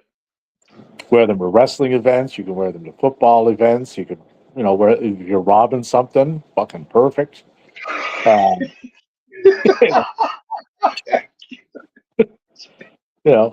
Halloween. Dress up as, dress up as a luchador for Halloween. Buy your AEW mask of your favorite NFL team. Dress yourself up. Like, there's so many ways you can incorporate that in. So I think that was very smart, actually. Yeah, there's going to be some jackass Raider fan who buys his Raider lucha mask and sticks up a 7-Eleven or an In-N-Out burger. But it just gets your brand up there too, right? So yeah, like, that was really smart doing that. Last one, no one to blame but themselves. Exactly, like the fans have no one to blame, like, because we don't pay attention enough, or we like this more than we like that, or we got too smart. We don't do what Papa H says. Just be a fan. Don't exactly where were you going on that 10th one? Yeah, like, if your wrestling show is too long, right? Just watch it the next day and fast forward through the parts that you don't have any interest in.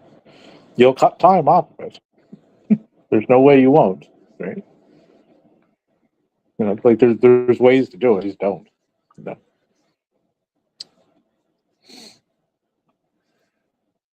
But those were just my 2 cents on the whole thing. So, I can't even imagine back in the day, like, doing that. Like, Monday night And then Nitro Raw. I mean, you and have then to there's be other watching. subcategories of that. You know, like,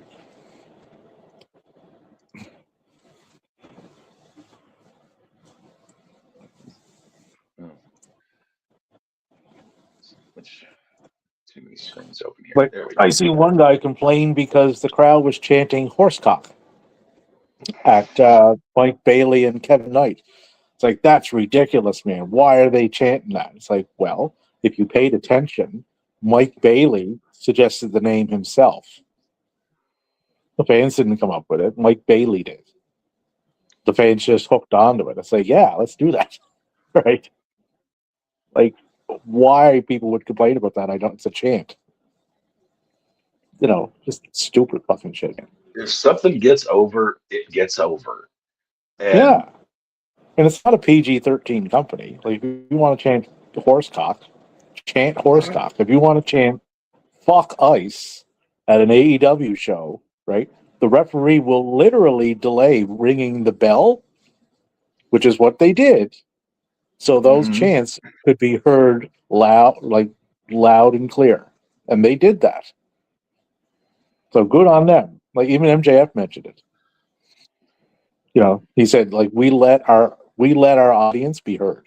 And I like that. And they should. You know, that's your crowd. That's who pays to be there. They should be able to voice their opinion, good or bad. in the wacky world of pro wrestling, you never know exactly what is going to get over, but you know there are certain things that are never going to get over, i.e., Katie Vick, Terry Runnels' miscarriage. Things like that are never going to get over in any room. Like that is, you know, if Horsecock gets over, fantastic. People are chatting it, you know, but things that are completely like horribly distasteful, stay away from it because that's you. Because even if that shit got over, you don't want it getting over. You know. Well, you imagine a fuck ice chance on Monday Night Raw. Is the referee delaying the bell there? And is that getting bleeped editing out? that audio? Yeah, like that would be edited out to fucking death, man. Well, because they're in bed with, you know, we all know that. But, you know, just you know, it's literally become Republican Democrat in wrestling now. You got Republicans in Connecticut and the Democrat liberals in Jacksonville. Yeah, I mean, to an extent. Well, at least I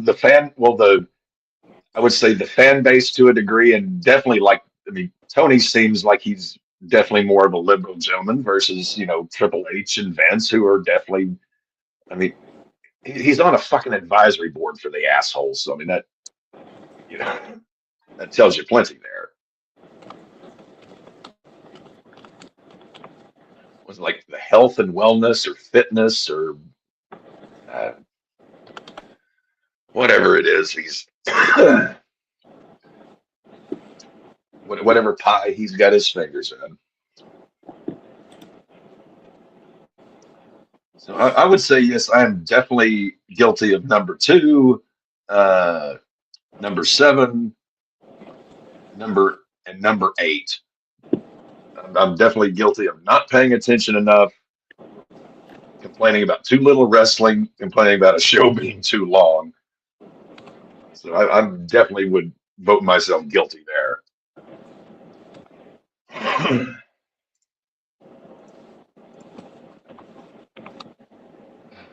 Well, this lulled sense of security that you mentioned, Dave, they going to be doing anything about that? Because this one seems pretty much. We're getting there. They better do it in a hurry. They got to get a touchdown, get a stop, another touchdown, and a 2-point conversion.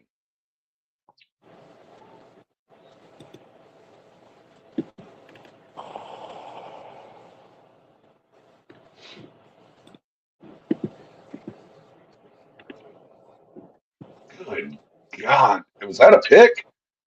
I think that's going to be a pick 6.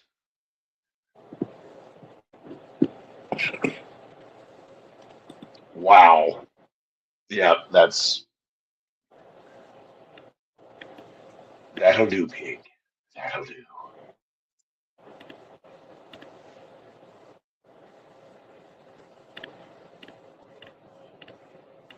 May I gotta give the poor kid some credit. He has gotten his face smashed in since this game started. New England's offensive line is not bad, but they just could not contain. Let's see it. 7 sacks. Yeah, Sacks 10. this is over. Right.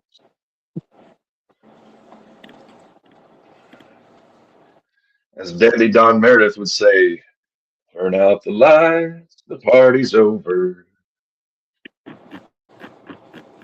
So Seattle gets their second Lombardi. Oof. I would never have thought this at the start of the season. I can honestly say that. I mean, I thought both teams were going to be pretty good this year, but I did not see.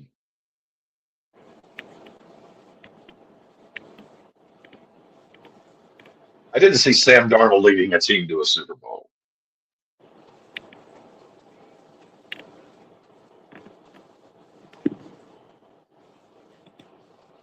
Mm.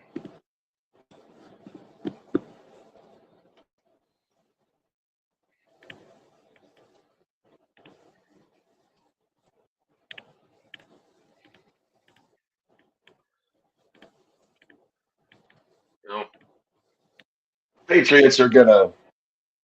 I mean, they're gonna be back next year. That division is still dog shit. Drake May is getting better by leaps and bounds. Vrabel's a damn good coach. They've got good players. New England's going to be back in the thick of it next year, provided no massive injuries or something like that.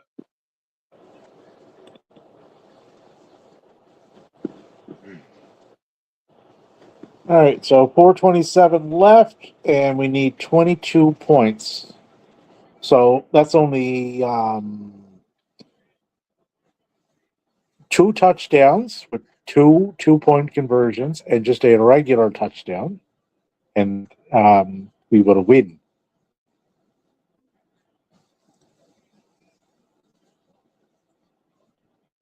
To 29 final.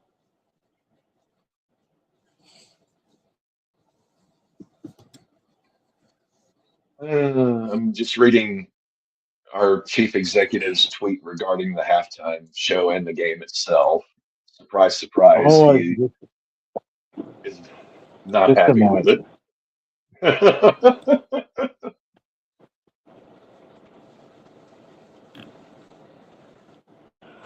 I mean, did we really expect anything less?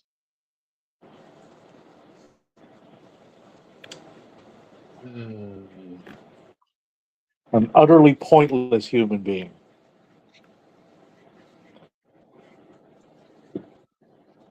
And you got to kind of also hand it to Sam Darnold, though.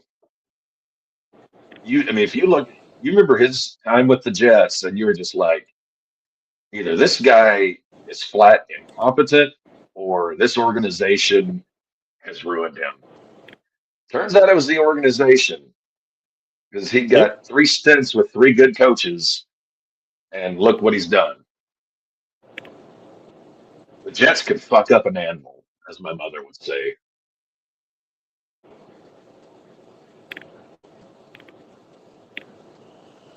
Yeah, I guess Minnesota's kicking themselves in their own butt now. That one, they got to address that. Just say, you know what, we fucked up there. Oh, massively fucked up. Like I don't know what they were thinking, or I guess in their case, not thinking.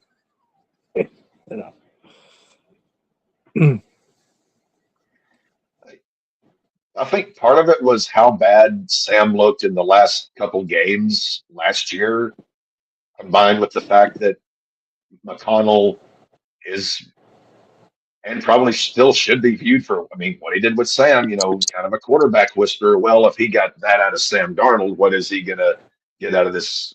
You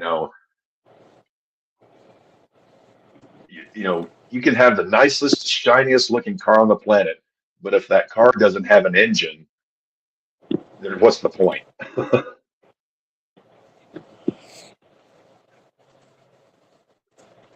Well, they ain't getting them back now. No.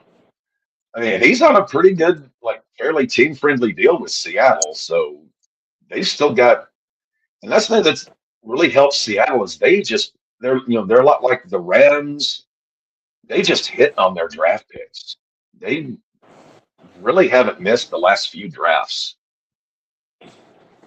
Well, and they cut bait with who they needed to, like getting rid of Lockett and Metcalf. Like they timed that just right. So. Well, I mean, Lockett was getting pretty long in the tooth. Metcalf was just,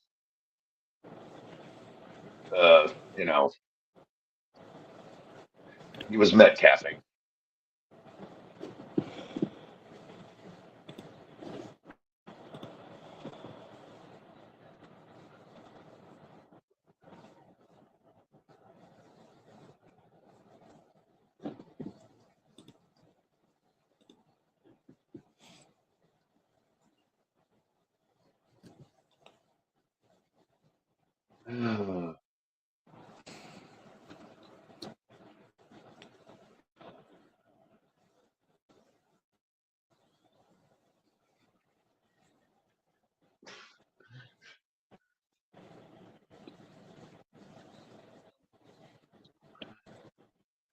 What was it? Hey, I had a thought and then I lost it. Check under the chair with the butt cushion. Ooh.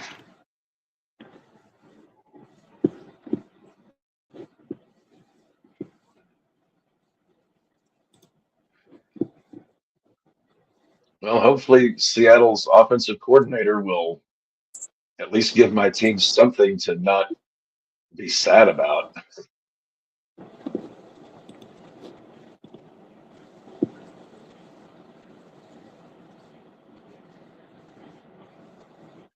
But in typical Raider fashion,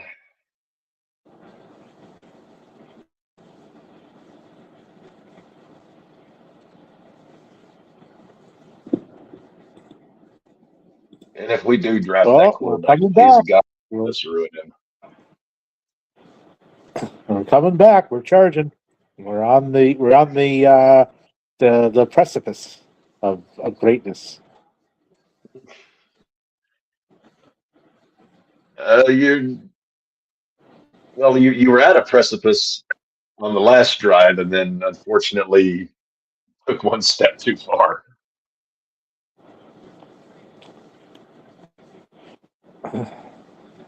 See, we have them in celebratory mode now, right where we want them. Well, you do have those 2 timeouts and the 2-minute warning left, so I guess there is hope.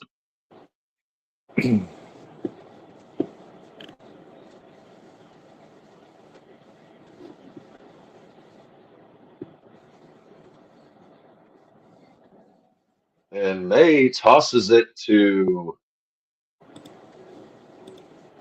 Stevenson.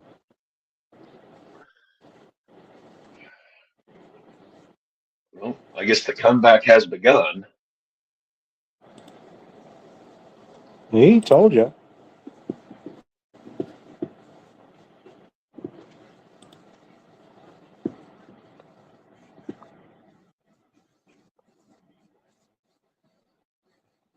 Yeah, he got it. It never touched the ground. Was there ever any doubt, though? It's New England.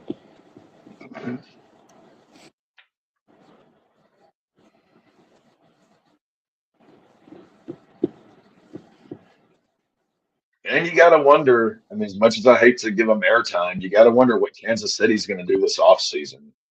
Because they got to change a bunch of stuff up because they were flat dead this year. Yeah, get Mahomes out of there and sign Davis Mills. I don't think they need to, I think they need to be more surgical with a scalpel on this thing as opposed to just a hatchet. I think, well, I mean, they're not going to cut Kelsey. I couldn't imagine, but I think if he's not going to play, they don't need to try and entice him to stay. He and Chris Jones, that is big time money that is just sitting there doing nothing.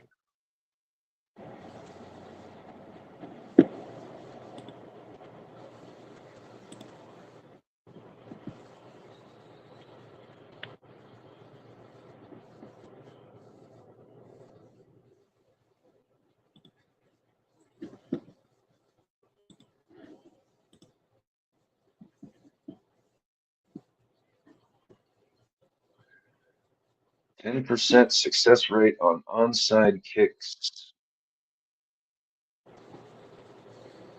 Was that for the year or just for the postseason? I don't think there'd be that many in the postseason.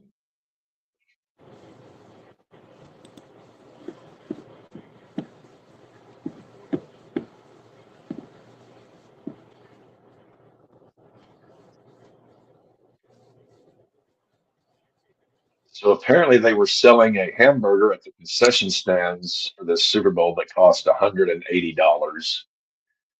I don't think I would Of eat course they would. 100. I just can't comprehend paying that much money for a meal, let alone a freaking burger. It's a bit much.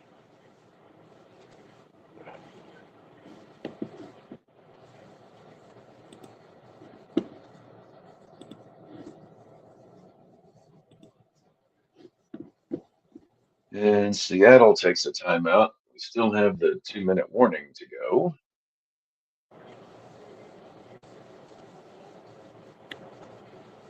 And they just brought up Harbaugh. I think the Giants are going to have a massive turnaround next year.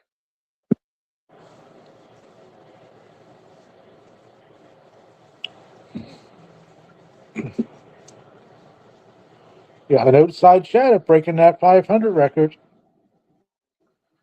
Thoughts and prayers.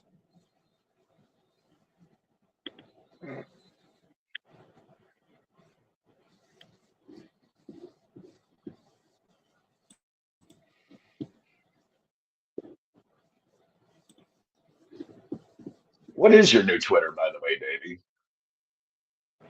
Well, I just sent you a follow. So Okay. Notifications. basically the same. It's just Stampede 77 ism. Okay.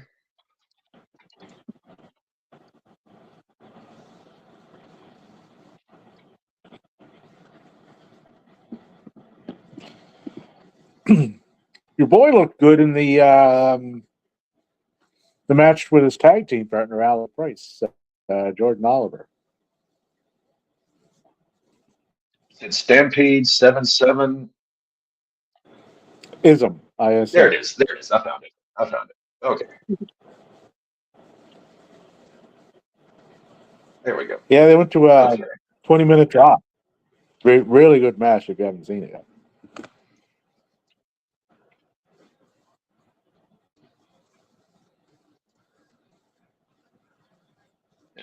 I really hope Jordan Oliver catches on big in AEW.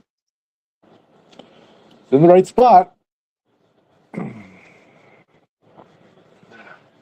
If you're having some stomach trouble and you're just needing to vomit, Davey, I just sent you a Facebook message. If you a tiny piece of the performance, if you want to call it, from the Donnie Show, his halftime, and Darnold just takes a seat.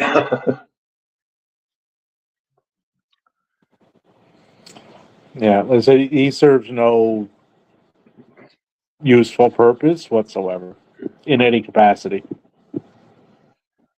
You said useful. Made me think of that Norm Macdonald joke. Youthful porpoise. But generally there's something, but there's just nothing with him. Nothing.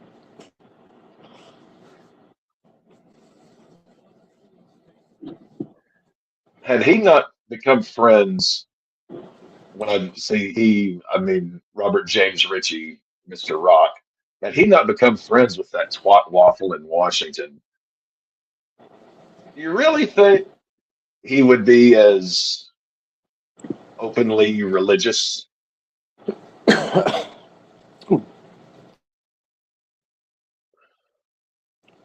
Who, Donald? No, Mr. Ritchie, Kid Rock, Robert James. That's his real name, Robert James Ritchie. Okay, who are He we talking about? hadn't be friends with Donald. If he hadn't become friends with Donald, do you think he would be so openly religious these days? No, they're all fake. All of them. All of them. I had this conversation about Hogan earlier. Is he become a Hogan wasn't evangelist now? Yeah. Well, I had this conversation about Hulk Hogan earlier. Like the dude on the show last week was defending Hogan, saying, "Oh, it wasn't racist. He wasn't racist. What the fuck is wrong with you?" It's like, well, he found God. Give a fuck, right? After he found God, you want to know what he said about Kamala Harris? Like, it's just. I don't recall that. But I'm guessing it wasn't good. No, it wasn't. No, and I sent it to him, and he just ignored all of it. No, but he found Jesus, so he's good. Like, whatever, man. Don't fucking message me again. Oh, this is like a DM thing? Yeah, same guy that thinks the dinosaurs were killed by the giant flood 5,000 years ago because that's how old the Earth is, for some fucking reason. and science is evil, by the way, because it contradicts God's word. It's like, well, it contradicts His word because it's made up. If he thinks science is so vicious and evil, he should probably stop using a telephone or a laptop or whatever device he was messaging you from. Well, no. Science is only evil if it contradicts, other purposes. It's fine.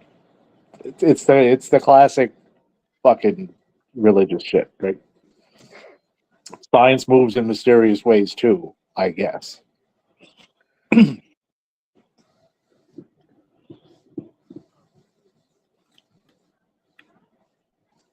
Well, I wouldn't say science moves in mysterious ways. Science you can.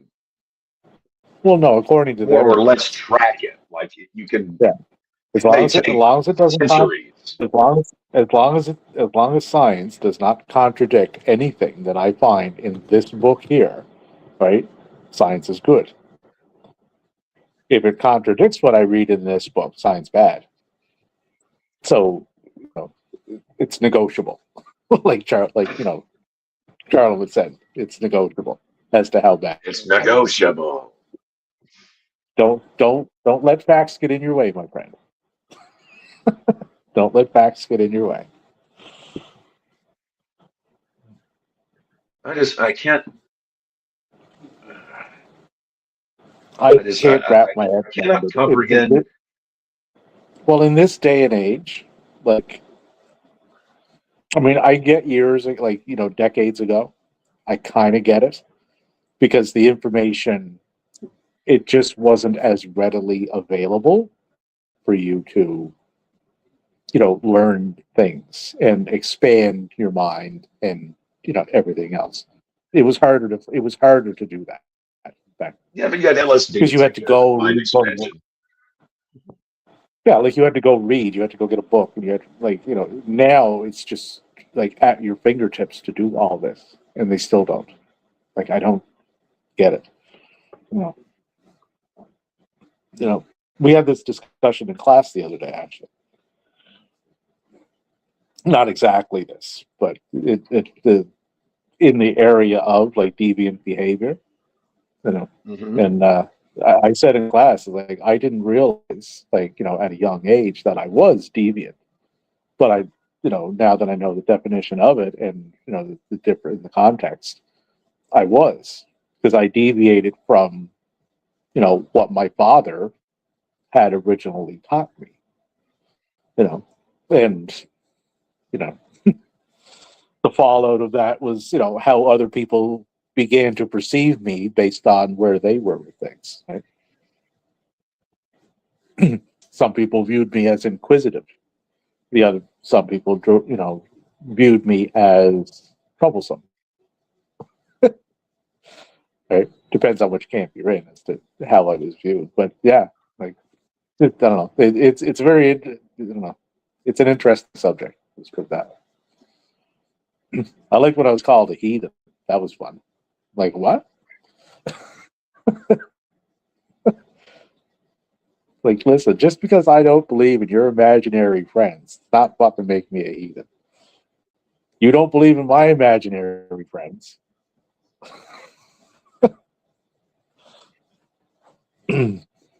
Like, remember, like I don't I should mind have done. people having, religion and faith, what, hey, Nothing.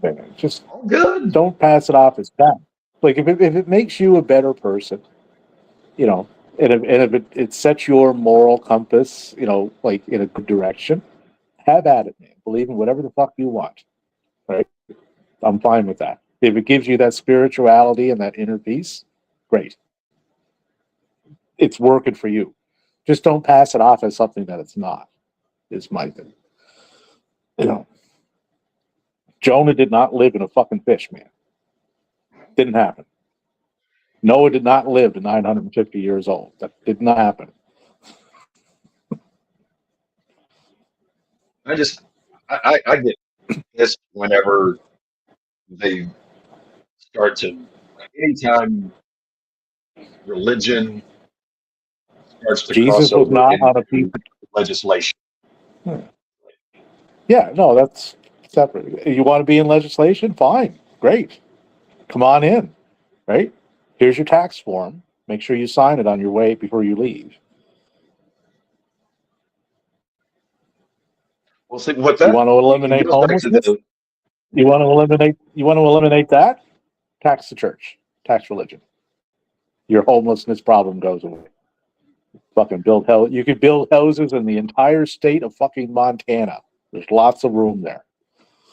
not to mention those golf courses. Can't forget about those golf And the courses. golf courses. Yeah, dig those fuckers up too. Dig up those cemeteries. Right? But Plow these motherfuckers up, plow them into the rivers and streams of America. We need that phosphorus for farming. If we're going to recycle, let's get serious. I mean, that's been the thing for fucking eons, though, right? Hey, we want in the club, but we don't want to pay the admission fee. It's like, well, then don't be in the club. Just do your own thing.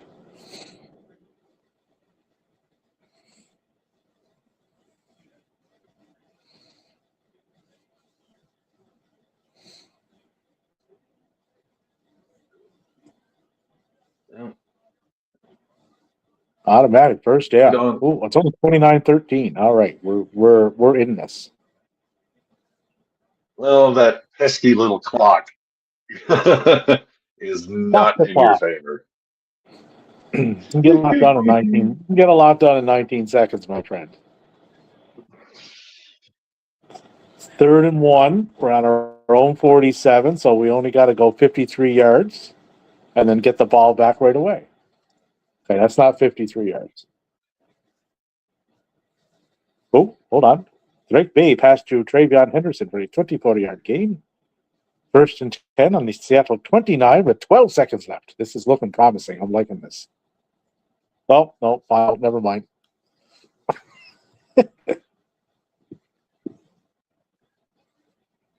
That Hey, what did he finish at? 27 of 43 for 295, 2 TDs, 2 interceptions. Some of that was garbage time, too. So. Scrolling for through them, Twitter, though. just trying to. Hey, good on Sam Darnold.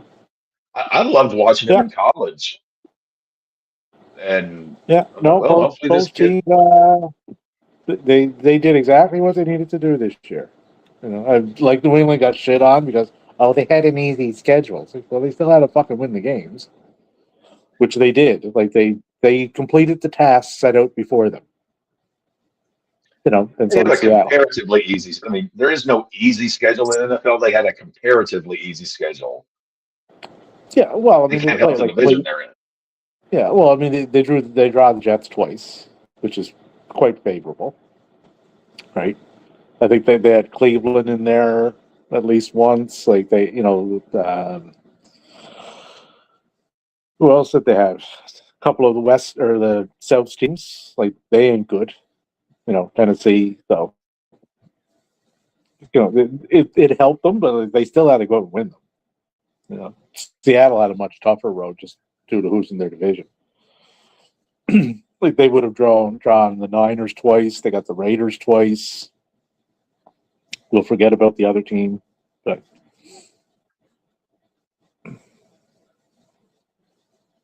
I think Kyler Murray should sign with the Dodgers.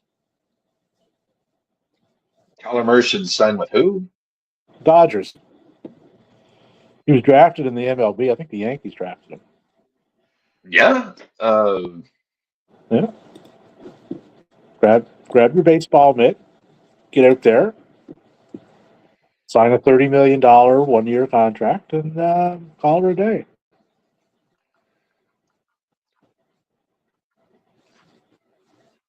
I mean, Russell Wilson was he? I think he wasn't he drafted by the Rangers? I want to say in baseball. Like I know he was drafted, maybe, but I I want to know say he it was was recent. drafted. Yeah.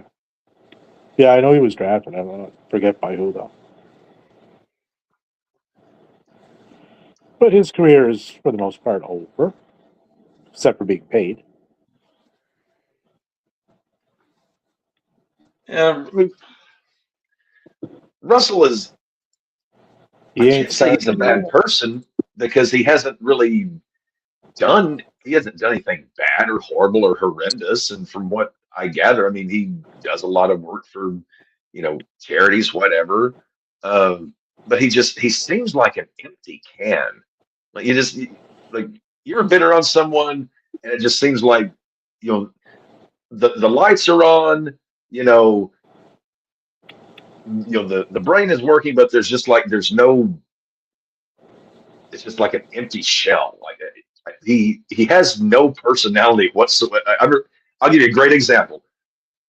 When I met Dan Severn, I think it was like 12 years old. Super nice guy. Shook hands, took pictures. Uh, but there was just like you could not get two words out of the guy. And just like, you know, Yeah, some people I are forget like where the that. It's quote like a came bad from. people. Yeah, I forget what movie the quote came from, but like he's kind of Magoo, right? Like just Yeah. like, you'll say something to somebody and they heard you, but okay, I don't think this registered anywhere. Like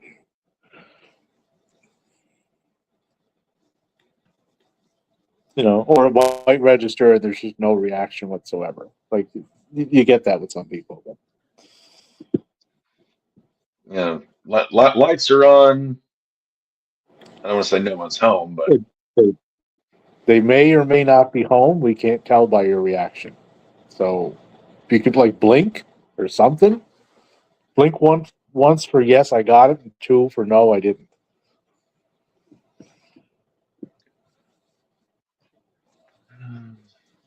trying to see what people on the Twitter are saying for the most part.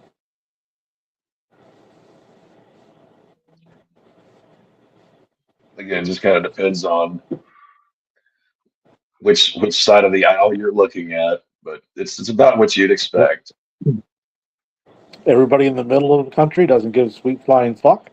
The people on the east side are probably a little upset. The people on the very extreme northern west coast are happy.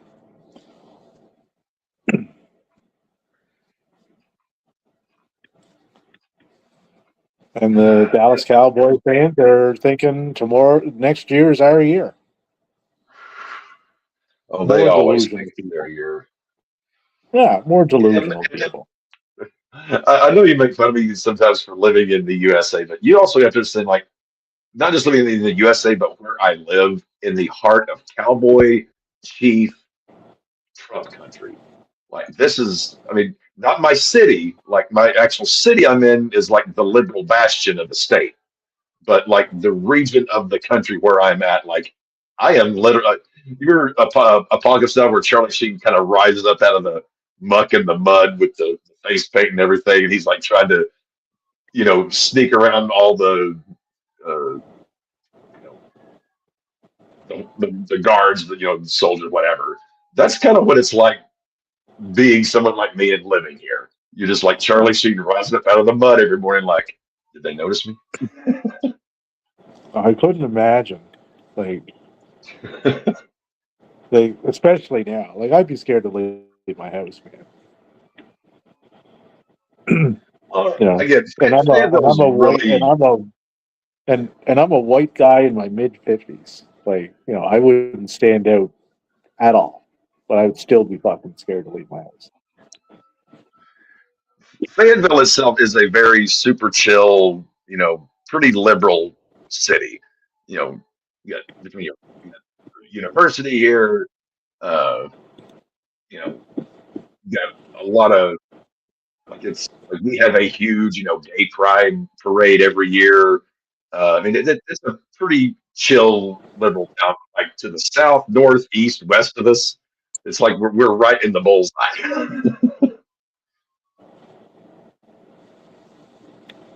Well, I've got to get off here and get to bed because I've got to be up for work at 6 a.m. Good Yeah, God, there must be something going on down there. That's the third fire truck or ambulance that's roared by in 30 seconds. I'm going to guess a fire. Well, could be. I mean, whenever they send fire, they always send an ambulance. I haven't seen any police cars, so I'm guessing it's. I can only see to about Walgreens. It looks like that's where they're turning in. Jesus Christ! Oh, no more Walgreens. Well, all right, Walgreens my is man. right You have a next good rest to of your night. Walmart. All right, take it easy, Davey. Okay.